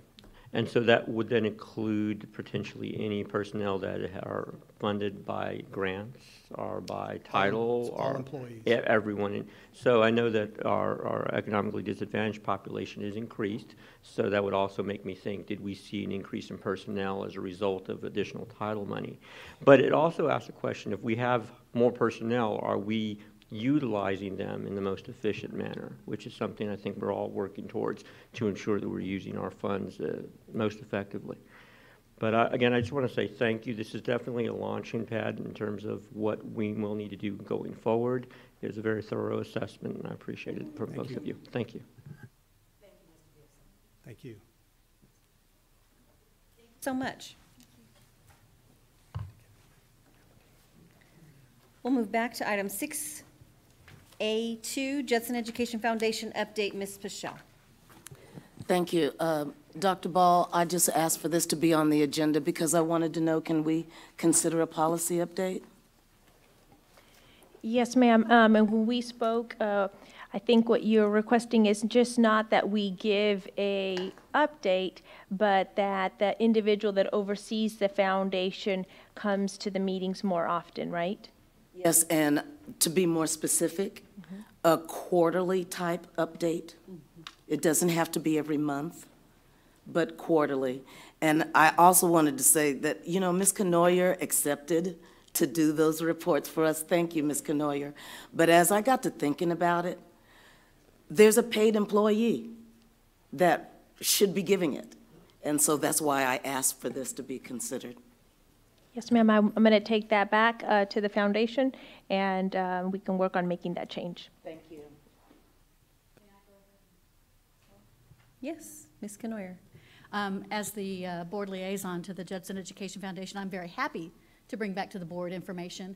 And we don't have a meeting every month. For example, there will not be one in November. But in December, I'm perfectly happy to bring you back a summary of what was discussed, similar to the one that you have in front of you now. So if I can, just because I would love the audience to hear some of the good things that the foundation is doing as well. I'm not going to go over the financials. They're all there. I just will say that we're in excellent shape. One of the goals of the foundation is to grow a fund balance so that the interest earned off that fund balance will help with the efforts to give back to our students and teachers in the forms of grants and scholarships. So we're doing very well in that regard. We had a recent fundraising event through the eGive campaign that brought $12,000, which was committed by 261 donors. And we have some great events coming up that I'd like for all the public to hear. We've always had, well, not always, for a number of years, we've had our annual Thanksgiving feast. And this year, we've adapted it to make it a wobble and gobble. So it will include a 5K fun run prior to the feast itself. And then, of course, our feast, which is open to all members of the community to come for a wonderful meal that's served by many of our child nutrition workers. We have 4 donors who have committed so far to helping fund the feast. That will be on Saturday, November 17th at Judson High School. And it's at Judson High School. We're trying to alternate between Judson and Wagner, those campuses. And to include the fun run, Judson seemed to be a more, an easier place to actually hold the fun run. Another fundraising event for us that's upcoming is the Jingle Bell Jamboree, which is a craft fair that's held this year because we alternated. We're at Wagner, and that's on December 8th. We have 35 vendors committed so far, and if you're interested, you want to get in touch with Lexi Greathouse to get an application in to have a table there, and payments for vendors are due November 30th, so there's still plenty of time for you to get in. A big fundraiser for us is our Judson Education Foundation Gala. This year it will be January 26th, and it's in a different location. It's at the Rosenberg Sky Room at the University of Incarnate Word, and we're going to have a casino night theme, so you'll be able to come and walk around and do a little gambling and pledge a little money and have a little auction going on to get some money going for us. We also have our Fiesta medal contest, which is ongoing now. That's open to all of our high school students to design and create a medal. There's a little opportunity for them to have their medal converted, their design converted into a medal, which will be sold as a fundraiser. And those entries are due by November 15th. Thank you. Okay, we'll move on to item 6A3, Equal Employment Opportunity EEOC Report. Dr. Ball. Yes, ma'am. I'm going to ask Marco Garcia at this time to help us while he's setting up. I just wanted to remind the board this is the annual report that is being given, and I do want to also remind the board that it is being given in a timely manner.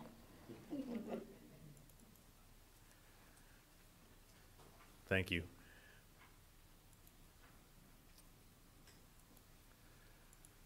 We'll only have about 8 or 9 slides, so I'll get through this as briefly as possible. I know brevity be appreciated, but nonetheless, would like to be thorough with the presentation. So what is an EEO5 report? This is a report. A sample of it is actually on page 182 in your board book, but it's the data that looks like this, and we're it's a requirement of the U.S. Equal Opportunity Commission and the Office of Civil Rights as part of a mandate under Title VII in the Civil Rights Act. It's conducted biannually in the even-numbered years and covers all public schools. So this year we will be submitting it to the federal government. It's due in November, but we'll be doing that any day now.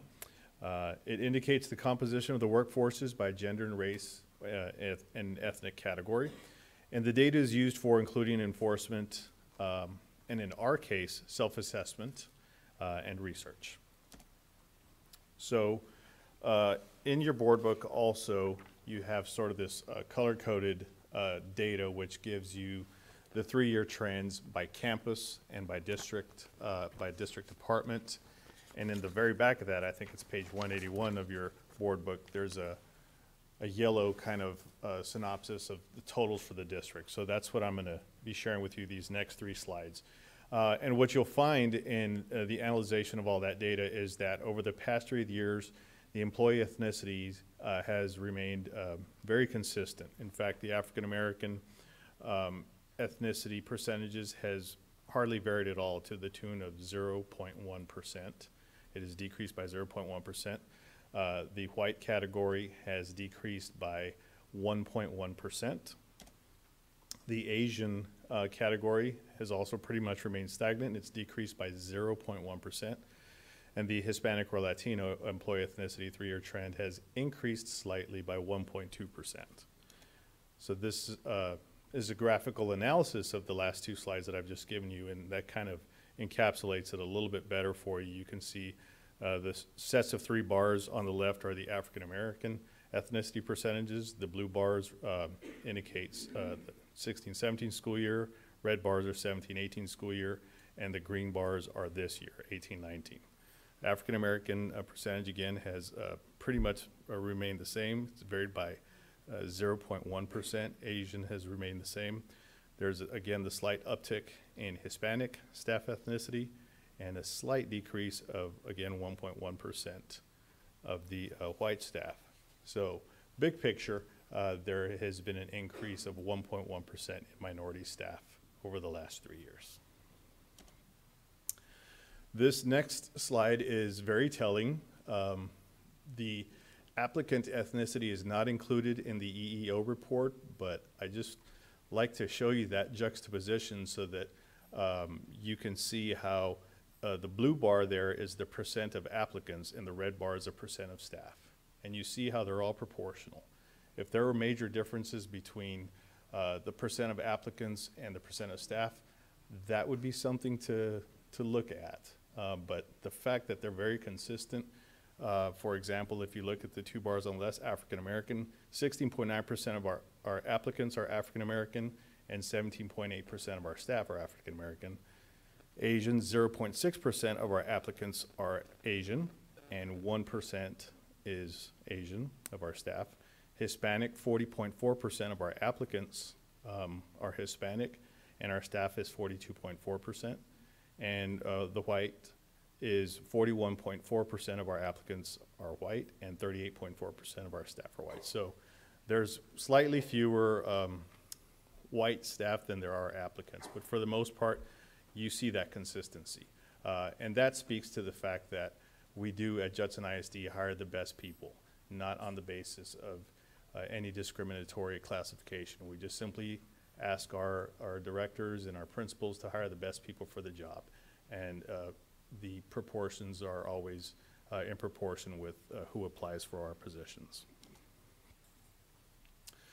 The student ethnicity percentages are also not on the EEO report. However, it's important, and I share this with you to underscore a couple of things. First, you'll note that the ethnicity in students has remained level over the last 3 years. In fact, African American students has not changed at all. It's remained at 21.6%.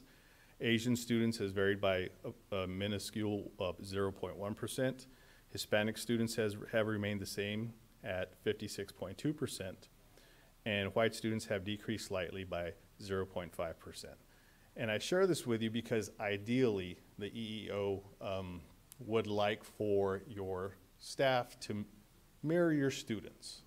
And we're headed in that direction. But When your student demographics change a little bit, the flux is a lot more quicker than the staff, because our staff sticks around for 20 years. So there's going to be a lag, and that's what the last two slides are.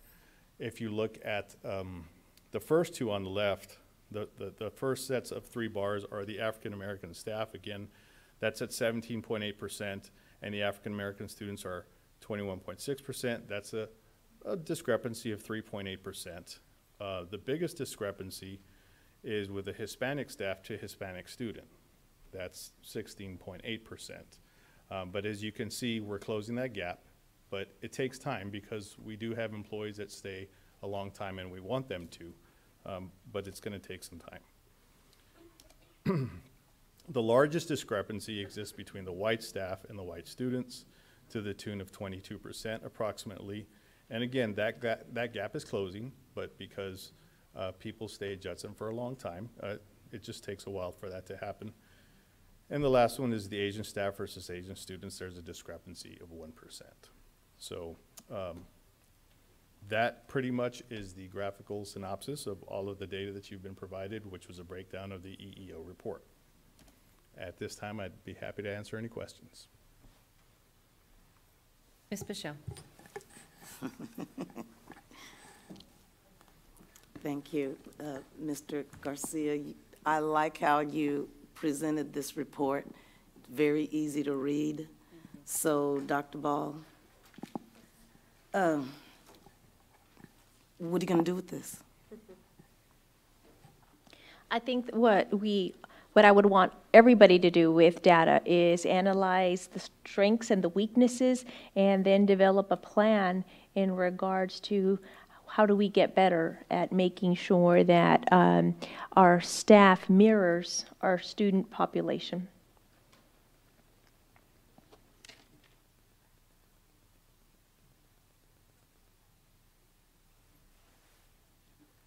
Okay, we'll move on to 6C, JISD Hall of Honor Community Members.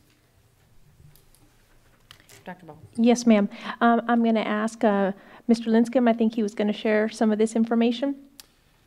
Yes, ma'am. This is just for informational purposes for the board to know that the individual community members that the board appointed last year to serve on both the athletic and civic halls of honor selection committees are in place. They will be serving 2-year terms, and we have 2 of those members, Mr. Pinnell and Mr. Daly, who are serving their 2nd year of that 2-year term, and Mr. Merrill as well, who is in his 1st year. He was supposed to be serving last year, but he was actually a nominee, so he had to pull out. So, but he is serving this year, so he is serving the 1st year, and the other 2 are in their 2nd year. Just wanted to let you know that those are in place, so you don't have to go through that nomination or appointment process. And tomorrow, for anyone who wants to make a nomination, tomorrow is the last day at the end of business tomorrow. And so far we have 13 submissions, 11 of which have actually reached the qualifications for the Hall of Honor criteria. So I believe that's a pretty good number for both committees to be considering. And that is the result of, I believe, some of the publicity that we've gone through with social media, the website, and some other tools that we've been using to try to get the word out and let people know about it. I'd really like to also share that if you haven't seen our Facebook, there's some videos there that some of the staff members have made. They're very good videos. So hopefully y'all can continue to forward and share those so in case anybody else wants to apply. Okay, we'll move on to 6D, discussion of district-wide summer programming for Judson ISD students, and I believe this is an update. Dr. Ball. Yes, ma'am. From the last board meeting, I know that the board tasked us with developing a plan in regards to what will be some of our enhanced summer programs, not just the regular summer school program that we will have. So we are still in the works of developing that, but I've asked Dr. Cantu in the area of innovation that she's leading for us to develop that, so I know she has a very brief report to give us. Good evening. Madam President and board members. I was given the charge to look at summer programming, and one of the things that we're looking at is we know that there's programs that we offer every summer that have to do with instruction, some that are required, but I'm looking, I did some research, and I'm started to secure some quotes for camps. I've secured one quote that we found and I shared with our senior staff that appears to be very interesting. It's 4 different camps for students. It's drones and rovers is one. The second one is health professions. The third one is architecture and construction. And the fourth one is CSI forensic science. These camps are fun for students. They're hands-on. They're 1 week long. We're still looking at how do we get the best cost for this. So we're at the initial stages, but I do want to assure you that we are exploring all options that are available so that we can come back and present a comprehensive plan for summer school programs. I'd also like to add that we are also meeting with community members to make sure that we're using any outside resources that we can partner up with and really be very innovative in this area for our students. Any questions? Mr. Macias. And Dr. Ball, what is your timeline then? I guess I want to avoid not being able to pull the trigger in some manner for this summer. So if we look back at what that would need to look like to have something viable? I feel that we'll certainly be able to pull the trigger, but if you give us at least till, I would say January, to give us something very comprehensive with total cost, exact dates, exact locations and campuses, we can have the full scope.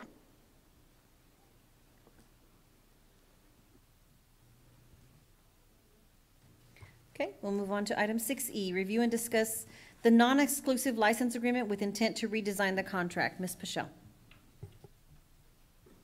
Thank you, Dr. Salinas. Dr. Ball, I just asked for this to be on the agenda because I wanted to know if the board would be willing to renegotiate or have this to be looked at again for the purpose of renegotiating.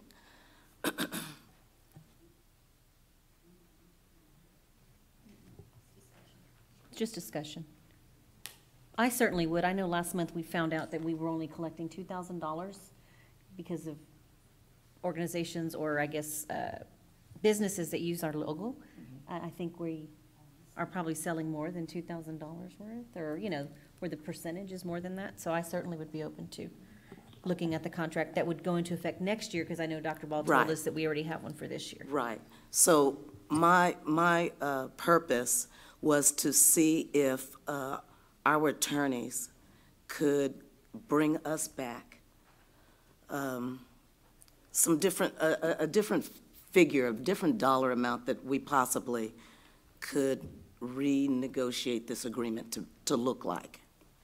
In other words, right now, the foundation is only receiving 10% of the proceeds from any of these places that have our logos.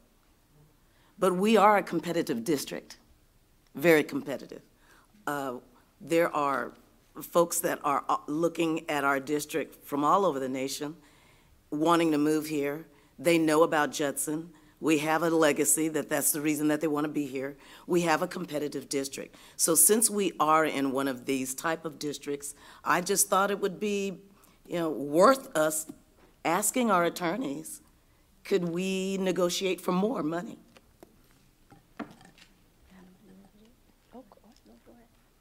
I could tell you that we could definitely use them, but we could also set our own percentage. Oh, we don't necessarily have to go through our attorneys? No, we could say that, you know, this is the percentage that we want to recommend. That doesn't necessarily mean that they would have to accept it, but we could set the amount. Then I'd like for this to be an agenda item to be discussed next month then. Thank you. Anybody else? Discussed and take action. Anybody else? Oh, I'm sorry. Mr. LaFoyle.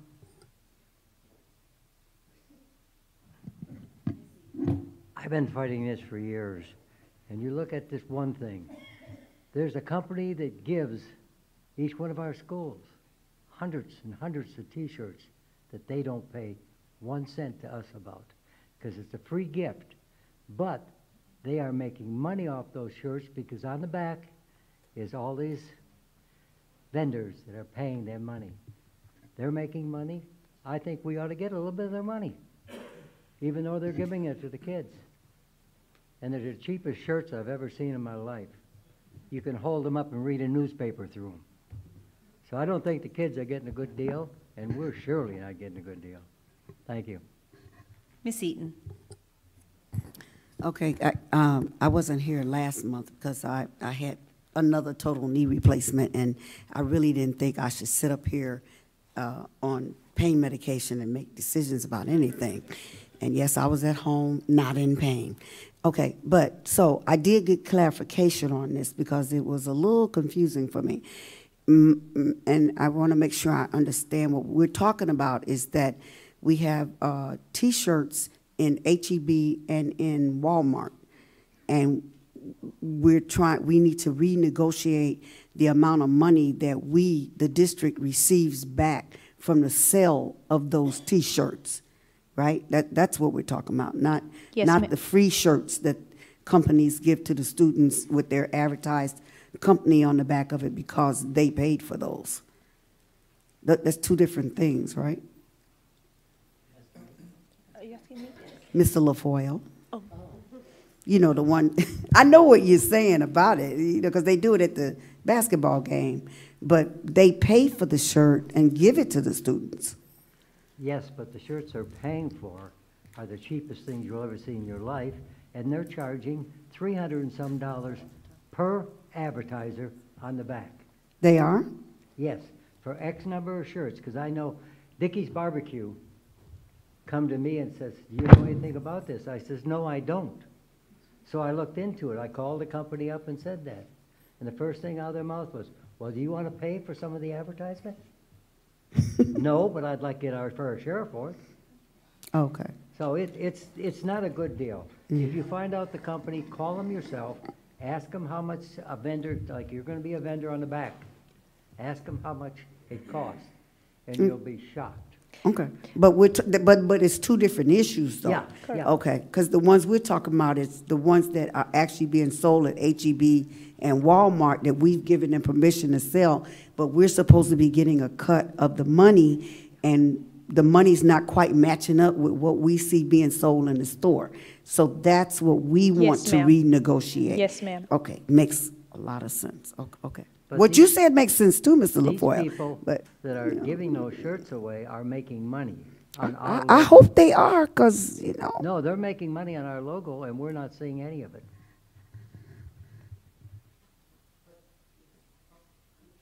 Mr. Macias. Just, we look to be approaching vendors like Walmart and H-E-B, and that's all well. But I had a friend of mine tell me, hey, you can buy this stuff online. So if you go to a website and you want to buy a Judson shirt or a Wagner or a Veterans Memorial, whatever, you can actually order it online. And I don't even know if that's policeable. I mean, and in that case, it may not. So if we raise the prices with our vendors like Walmart and H-E-B, how are we going to then enforce compliance for anything online? So it's a tough scenario. I just would caution that we don't waste a lot of time on this. You're dealing with a very small fraction at the end of the day.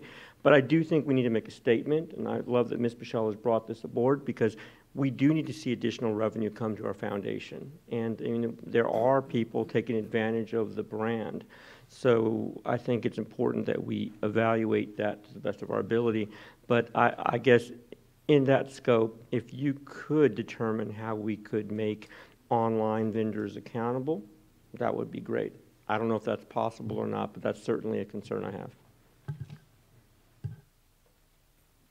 Mr. LaFoyle.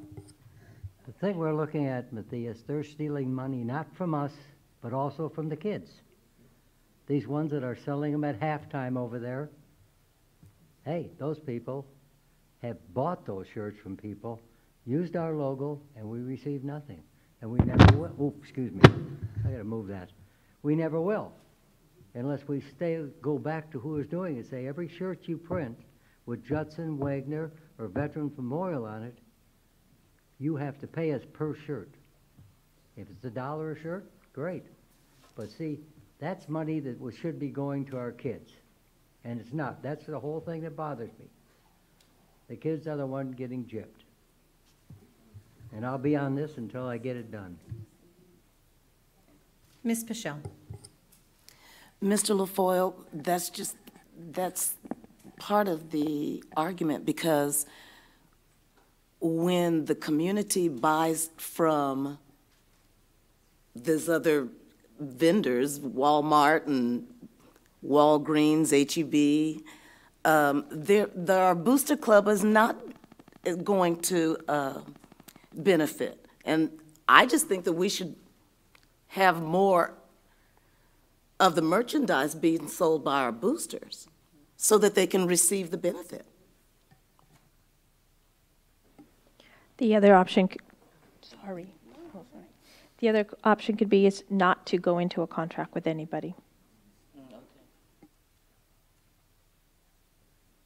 Okay, we'll move on to item 6F. Update on board advisory committees. Does anyone have any updates? Ms.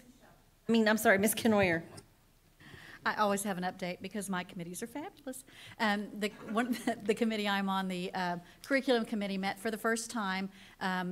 We don't have a lot to report yet because what the focus of that particular meeting was to go over everything that was accomplished last year, assess what we could turn loose of, and what the next steps were going to be. So you'll be seeing some more information, I'm sure, from Ms. Davis coming through. Also, the Finance Committee meeting will have their first meeting on October 24th here at 6 o'clock in Conference Room A in this building. So we would love to have more community members come in and help us out as we look at district finances. I don't need to speak. She just mentioned it. I was going to say the Finance Committee. Any other board updates on committees? Okay, 6G, update on board trainings, conferences, events, and consider future agenda items, requests by board members. Mr. LaFoyle. I have nothing. Ms. Knoyer. I feel like I'm the one doing all the talking. That's okay. Attended the TASB conference in Austin, and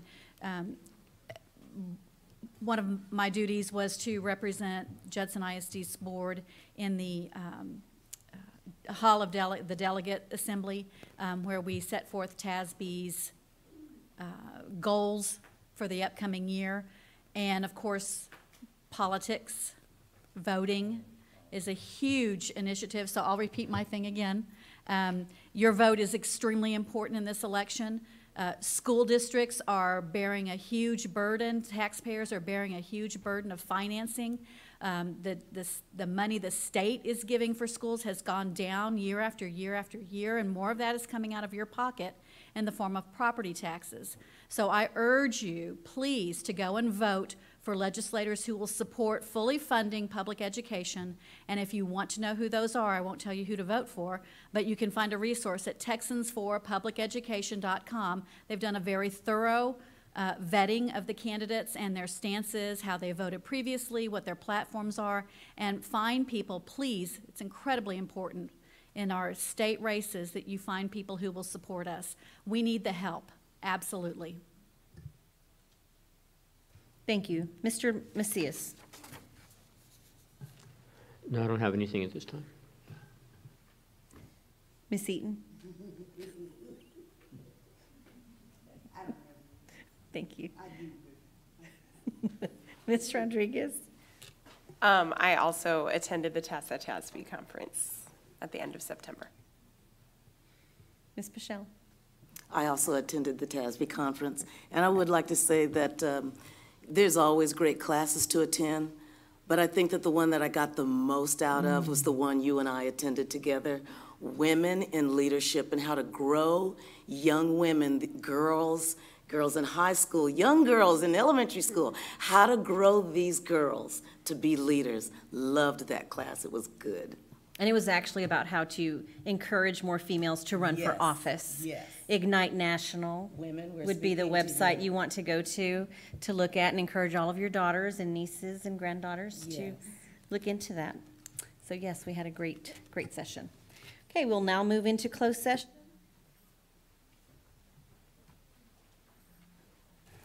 The board will now adjourn into closed session pursuant to the following sections of the Texas Open Meetings Act. Texas Government Code Section 551.074, discussing personnel, the personnel report, and updates, including new hires, resignations, and administrative appointments. 7B, pursuant to Texas Government Code 551.071, attorney consultation regarding legal issues related to complaint filed against a board member. 7C, pursuant to Texas Government Code 551.074, consider and discuss complaint filed against a board member.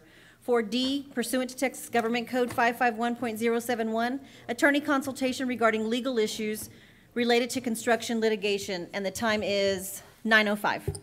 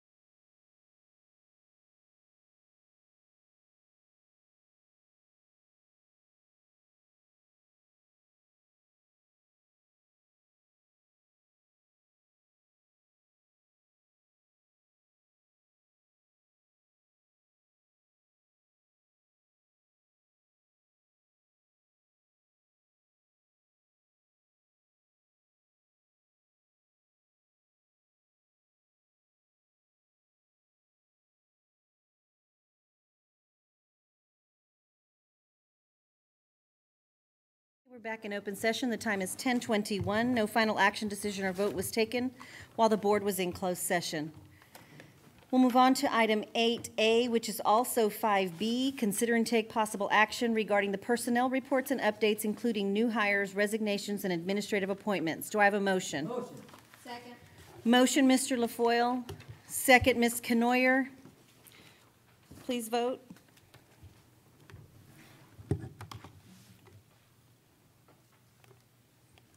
Motion carries 7-0.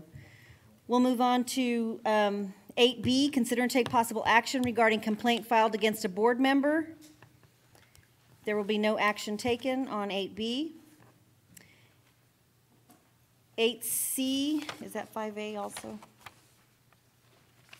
Yes, right. I'll do 5A. 5A and 8C, but I'll read 5A.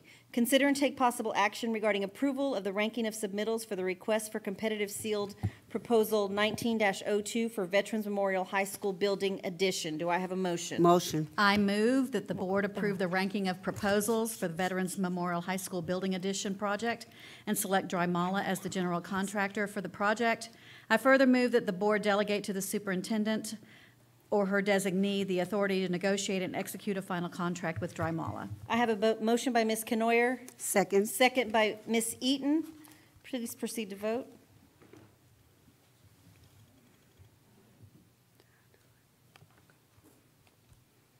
Motion carries 7-0, and I don't believe 8C has any.